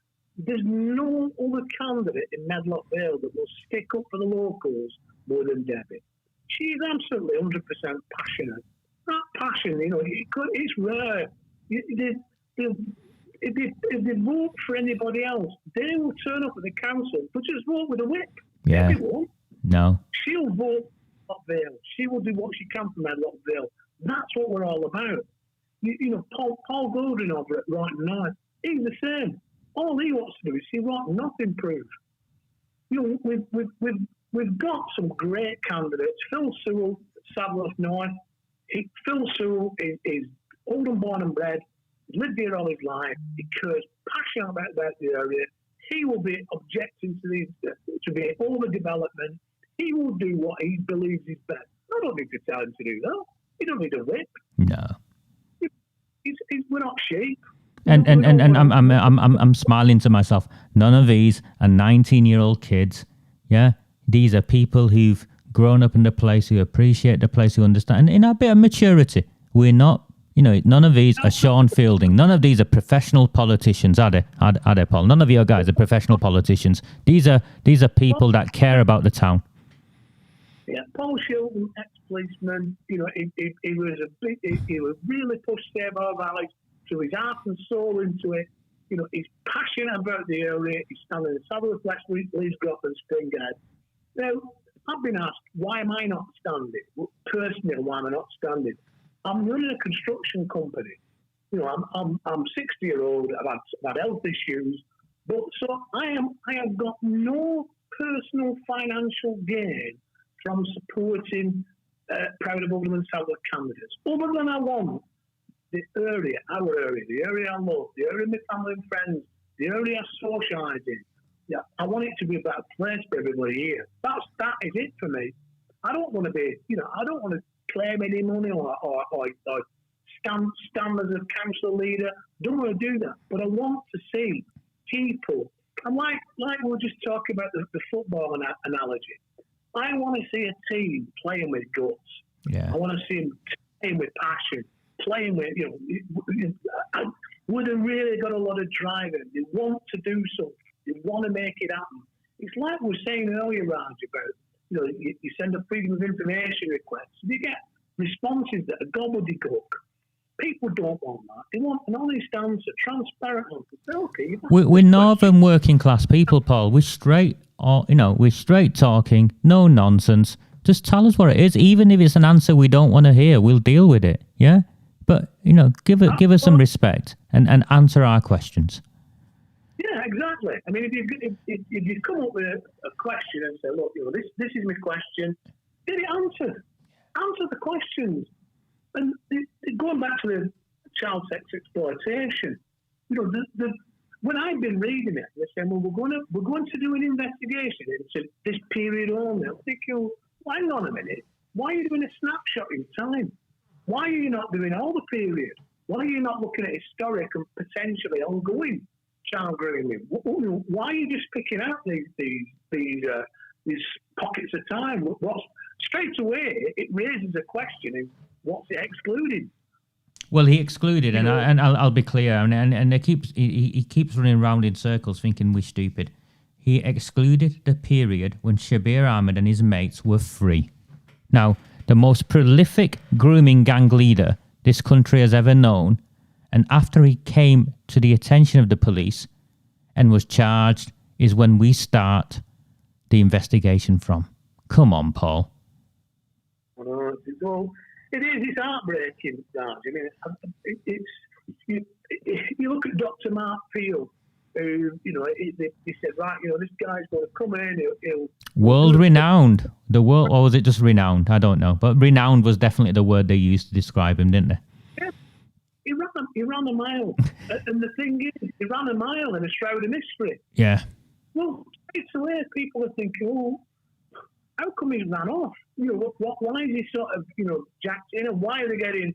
Well, what we need to do is, we'll employ these guys that we want to carry out the child sex exploitation investigation. Well, hang on a minute. Why don't you want somebody independent? If you want the truth to come out, the old saying, the truth will set you free. If you really want the truth to come out, why won't you have fully transparent, open, independent investigation? No one's mad. And, all this sort of clandestine and these snapshots of time, and we'll do it between this period and that period, and we're going to sort of put these two blokes forward that we know that are pals with Andy Burnham, and, they wouldn't. We're thinking, this is going to have no credibility in the eyes of the public. You've got to go through. It's finished, hasn't it, Paul? I mean, it's finished, and I've got more to release on this dodgy investigation, and then it's finished. To the eyes of the public, to the eyes of the people of this town, it's a stitch up. Kaiser Ehrman withdrew because the testimony sent back to him was different from what he presented, and then we find out they didn't even bother recording his testimony.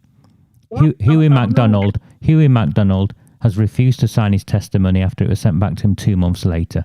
Yeah, Kaiser Ehrman arranged another interview. They didn't turn up. Come on, there's a young lass who's specifically referenced in the terms of reference. She's waited 6 months. As a child, she was groomed, gang raped, all of that, Paul, from the age of 12, 13, and she's still waiting for these guys to get in touch with her. Come on, it's finished. This review is finished. Well, yeah, it's shambolic. To try to gain the trust of the people of Oldham and Sandwich, it's no wonder they're switching off and not voting, because if they vote for Liberal Democrats, if they vote for Labour, if they vote for the Tories, they just want to get the same old thing. Like I said, they're all in it together. I mean, Sean Fielding has come up and said it. We had an arrangement. Yeah. You've been told, you've been briefed what to say. Yeah. What sort of situation is that? You've been briefed what to say, and you're not fit to be counsellors if you can't follow a brief. Well, hang on a minute. Briefed what to say? Hold on. There's kids getting raped over here. I've just found out that one of our own is a convicted child sex offender, and I can't speak out because John Hudson has agreed to something 6 months ago or 9 months ago, or Howard Sykes is now embarrassed again because another one of his mates has come out is a convicted child sex offender. Well, Howard Sykes. I mean, when I was watching your show there's me again, your broadcast. When I was watching the broadcast last week, I was just Googling, so it's out there in the public domain, so it's not sort of something that, and I was just looking at clips, and I thought, Howard Sykes, leads the tributes to his friend of 20 years, Cyril Smith. Yeah. And I really thought, if you are friendly with somebody, and you've met them for 20 years, and you're in the same party, it's like, and you're leading a tribute to it, and then all of a sudden, all this, hoo-ha comes out, and you're thinking, my God, what? It automatically, anybody in the right mind, it raises questions, and people say, well, what's going on? Well, the immediate question, so if a friend of mine got convicted for heroin dealing or something like that, Paul, the immediate question someone would ask me is, what did you know? Yeah, of course. I mean, I know I've known Kaiser probably about 20 years. And to be honest, I really like Kaiser. We've always got on. Every now and again, he has a sort of go at me for one thing or another. But, you know, I consider him a friend, Kaiser. He's a nice guy. Now, I know him and Councillor Riaz Ahmed, who's our former mayor, they don't see eye to eye. I'm actually being sued, by the way, Paul. I'm being sued by Riaz Ahmed. So you can add me to the list of people that Riaz doesn't see eye to eye with. But I'm all right with being sued. I don't know, Councillor Ahmed. He and I have not met, and I sent him a letter. But I got a polite reply, and I just said, you know, I'd like your response to some questions here. And he has responded, and he has said, you know, I'll meet you. And he asked me, would I have an open mind? Yeah, I'll have an open mind. Yeah, you know, and I'll ask him the questions. And, you know, instead of sort of, again, doing the Debbie Abrams blunder busting into something, I'll ask the questions. I mean, Sean Fielding, people say... Well, so Paul, I'm going to stop you just for a second, because the question for me with Riaz, and I don't know Riaz any more than you know Riaz. You know, I don't know him. I have no issue with him. I've not called him a paedophile like he claims, or a sex offender, any of those things. I want to know something very simple. Why did you give a young man money? And in your defence, why did you then say everyone gave this young man money? Because this young man made a series of, you know, serious sexual allegations. Now, my position is very straightforward, Paul. I know you didn't give this young man money because you don't even know who this young man is. I didn't give this young man money. So how can someone say everyone gave this young man money?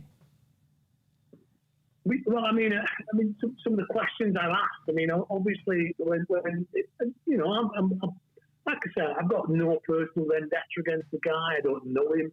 I know he was mayor in 2002. I know he arrived in Oldham from Pakistan at the age of 21.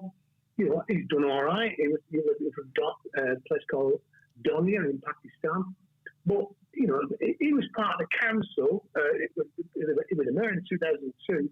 And come 2009, you know, Oldham Council was dubbed the worst run council in the UK. Yeah. And it's like, well, and I'd like I really would genuinely like to have his input to it, you know. And I'd like his input into, you know, why is our chief executive on a larger salary than the Prime Minister? I'd like him to say, you know, what he believes. You know, these are questions I'm asking of him, and I like, you know, and I will be interested in his responses. And people have said to me, you know, have you got some sort of personal vendetta against Sean Fielder? No, I haven't. And I haven't. I'll be honest with you, I haven't. I've never met the lad. I've never met the lad. I've got no vendetta against him. You know, none at all. His ex-boss rang me up, and he said, there's a young man, he said he was an assistant at Tesco's. He said, a very polite young man. He said, unfortunately, he said, since he's been elevated into position as council leader, he said, I've found him rude, arrogant, and condescending. And the thing is, I don't know the lad, but I'm thinking, well, if his CV as being, you know, he was an assistant at Tesco's and he's running Oldham Council, and you look at what's happened at Oldham Council, you know, we've got 2/3 of the children living in poverty. You're looking at every single scheme we've done has failed. Yeah. Our rates are in the highest bracket in the UK. And our countryside being ripped up from underneath us in various parts of Oldham South. This is a council that's failing badly. You know, and you put the failures of the council on that CV. It's nothing personal against the guy. He's clearly in a position that he's incapable of fulfilling. Well, I honestly think he's been set up to fail, because he should never have been in that position, because he doesn't have the skills, expertise, or experience to fulfil that role. He's certainly not getting any business into the town. I mean, if he sincerely cared about, you know, the people of various wards, he would be trying to generate jobs for people and generate sort of, you know, something that you could look at something and think, flipping it. We managed to secure a contract here for Oldham to get a business to establish its base here. You know, I mean, if you've got a factory to open, right now, you look at the biggest producers of cotton now in the world of China. Yeah, but we've got the right atmosphere, haven't we? We've got the right the right climate, haven't we? Yeah. The atmosphere in China to recreate what we've got here naturally in Oldham. Now, surely, you without stating the obvious, as a council leader, I'd be reaching out to these businesses. I'd be saying to China, what do we have to do to get you to open a factory here? And super modern factory provide jobs for the people of Oldham. What do we have to do? For, when you're selling your town and selling your area, you've got to be telling people you can do it's going to be better than somewhere else. And we haven't got anybody doing that. We're not selling the area. We're talking it down. Some of the posts that Sean puts up, yeah, I do mock them because the thing is, they're not the type of post you want from a council leader. Like I say, you've got one chance at making a first impression. And first impressions of Oldham Council at the moment are quite frankly shocking. The investors would look at sort of some of the posts that are coming out from Oldham Council. I'm reading some of the tweets that they're sending out to the general public. They're getting like one like. And I'm looking at him thinking, they're just not engaging with people. When they put a post up, you'd think there'd be thousands of people in Oldham and Saddleworth would be very interested in what they've got to say because it's affecting the future. And when I read them and think, there's no engagement. If you've got, if Moy was the leader of Oldham Council, I reckon there'd be thousands of people speaking with her. Thousands. But she'd do everything she could to promote the council. And I don't think Sean is. He's not the right guy for the job. I think Sean came in looking at Jim McMahon, saw the footsteps of Jim McMahon, used the council as a stepping stone to go and become an MP. And I think that's the trajectory Sean thought he'd be on. And unfortunately, you've got that. And then you've also got the MPs who I saw the Chronic Oldham stuff, and I'm not Chronic Oldham any more than I'm Eye of Oldham, but I saw his spoof sort of PR thing. Jim McMahon was publicising the town for its low wages. Come here, you don't have to pay people with decent wages. That's that was words to that effect. Yeah, that was the quote that the Chronic Oldham guy picked up. Come to Oldham, and you don't have to pay good wages. I mean, what sort of aspiration is that? It just beggars belief. I mean, you look at the I mean, I read out earlier in our conversation the number of businesses that have closed down and gone elsewhere, and the number of jobs that have been lost. I mean, you look at one place alone, and British Aerospace at Chatterton. There were 12,000 jobs there. There was job security there. We've lost it.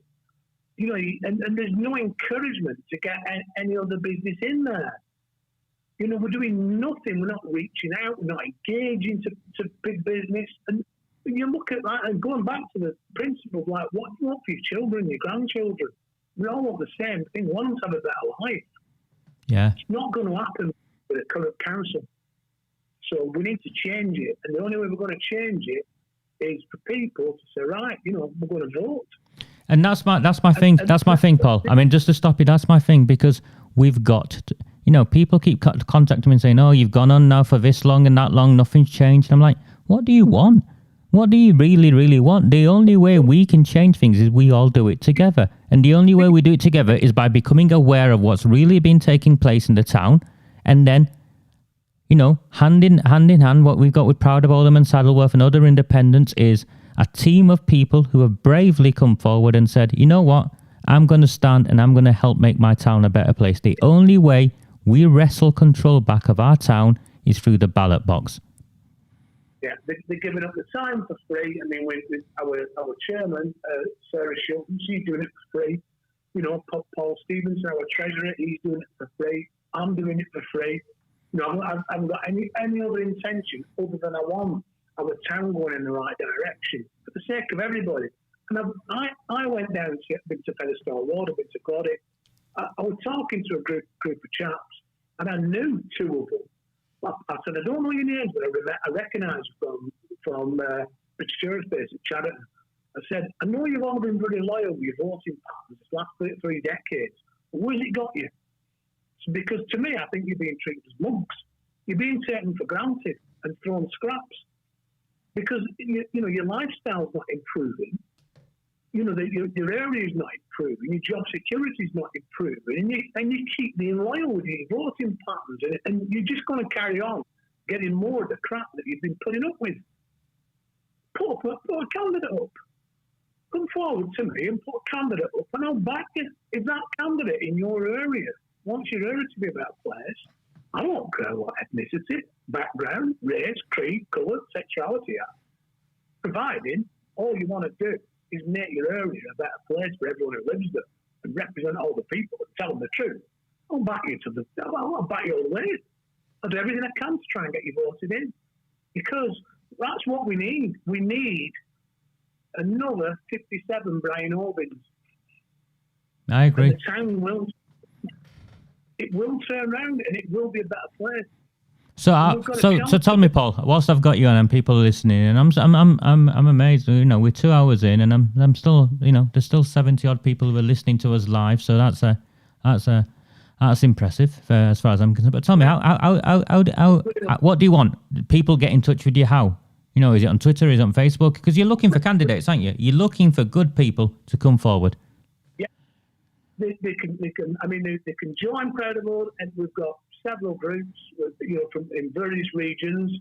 We've got the two main groups, all them together, and here is the hint is in the name. And this was a conversation I had with Debbie Barrett-Cole. Debbie Barrett-Cole said that Oldham Council are frightened of the communities coming together. Because when the communities come together, Oldham Council are sunk because they'll see right through them. So Debbie named her Facebook group Oldham Together because she wants us to approach the issues we've got together. So her Facebook group is Oldham Together. So if people join Oldham Together and they send a message to Debbie Barrett-Cole, or they want to join Proud of Oldham and Saddler, we can add them. We can send a private message on there. And I sent a lad your way last week, didn't I? Or was it this week? And I think this is important, Paul, to share with people. There's a guy who contacted me and said, Raj, I don't know you, but I want to stand. And I think it was in Shaw. This lad wanted to stand. I'm a member of the Labour Party. I'm going to resign my membership of the Labour Party, and I want to stand as an independent. And I sent him your way because he was outraged at what had gone on, and he realised that the Labour Party had betrayed him and his community, and he wanted to stand. And I sent him your way. But these are Labour voters who are turning their backs on the Labour Party and joining you guys. Well, I had a chat with him, and he said, I'm not really bothered about the national politics. He said, I'm talking about local politics. He said, we might have disagreement opinions on national politics. He said, but I do believe in what you're trying to do. So I think it's a great message. And I said, well, we've got, Sarah Shilton's grassroots Labour. She's our chairwoman. We've got people who are from the Labour Party members who were joining us, and I'm embracing them, saying, yeah, I'll back it, because they're fed up of the way the main political parties going. I had two Conservative members ring me up, and they're interested in jumping ship. So, but I like the guy that you put me on to. I don't know him. He listened in. He just listened into what we did, and he dropped me a message. Yeah. But there's another lady who's come forward, and she's going to be standing in Crompton. I've had a lady who's rung me up from Coldest. She's a Bangladeshi lady, and I asked her, would you stand? And you know what her response was, Raja? Go on. She was frightened. Yeah, scared. Cartels. Cartels, mate. You know, people think I'm joking, but the power of the cartels in the Asian communities, you have no idea. And I was gutted for her. You know, she's a really nice lady, and I said, you know, I'd love you to stand. And she said she's frightened. So they're knocking on the door for polling cards. Yeah. Could you tape it? She said, no, I'm frightened.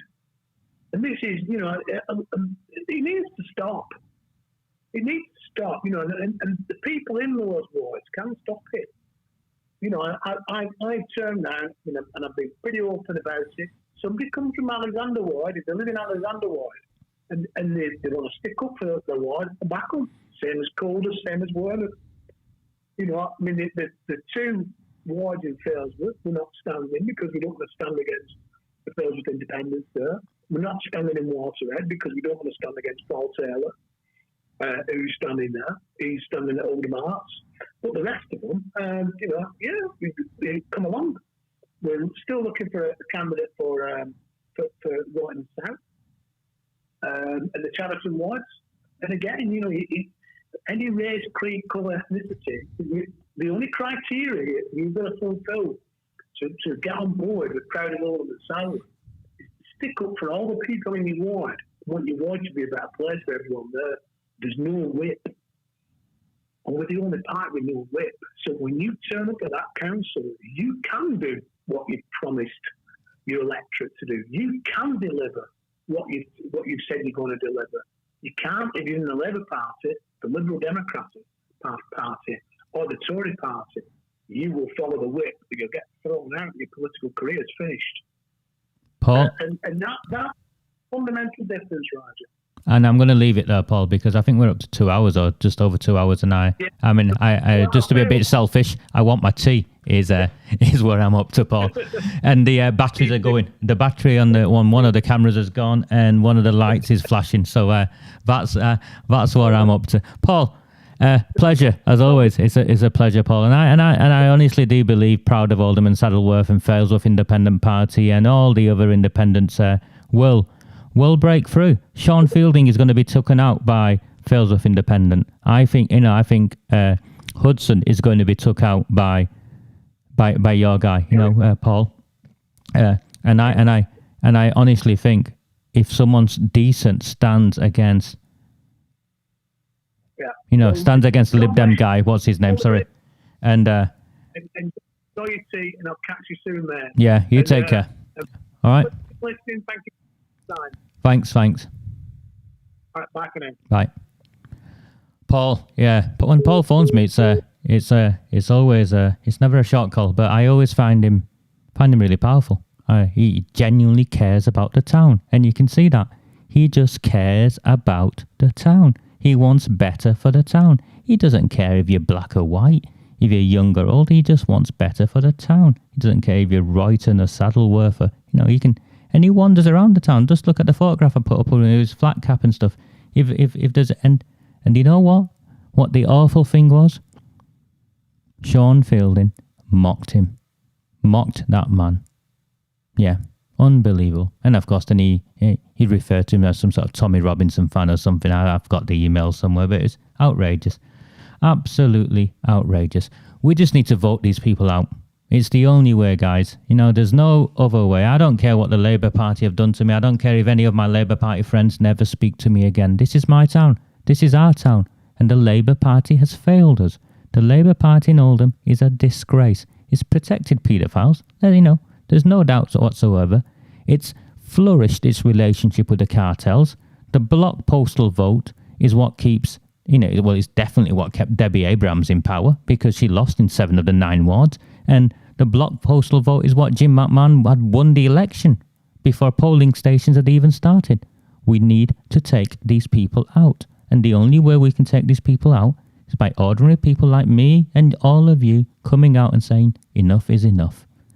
And on that, I'll leave it. Next week, if I'm still here, I'm hoping the police get in touch with me actually this week because I do need to speak to him about definitely the letter I've received about an armed gang looking for me. So I definitely need to have that conversation. But I am looking forward to next week because we have got a guy on who's been asking to come on. He phones me at the most strangest of times, but He's another Oldham guy who's been trying for a long time, probably in his 60s at least, maybe 70s. He's been trying for a long time to make the town a better place, and we've become in that place. We've become in that space where people who care about the town come forward and have their voices heard, because there's unfortunately nowhere else where this is currently taking place. Good night. Thank you very, very much. Do not fear them. Do not fear any of them.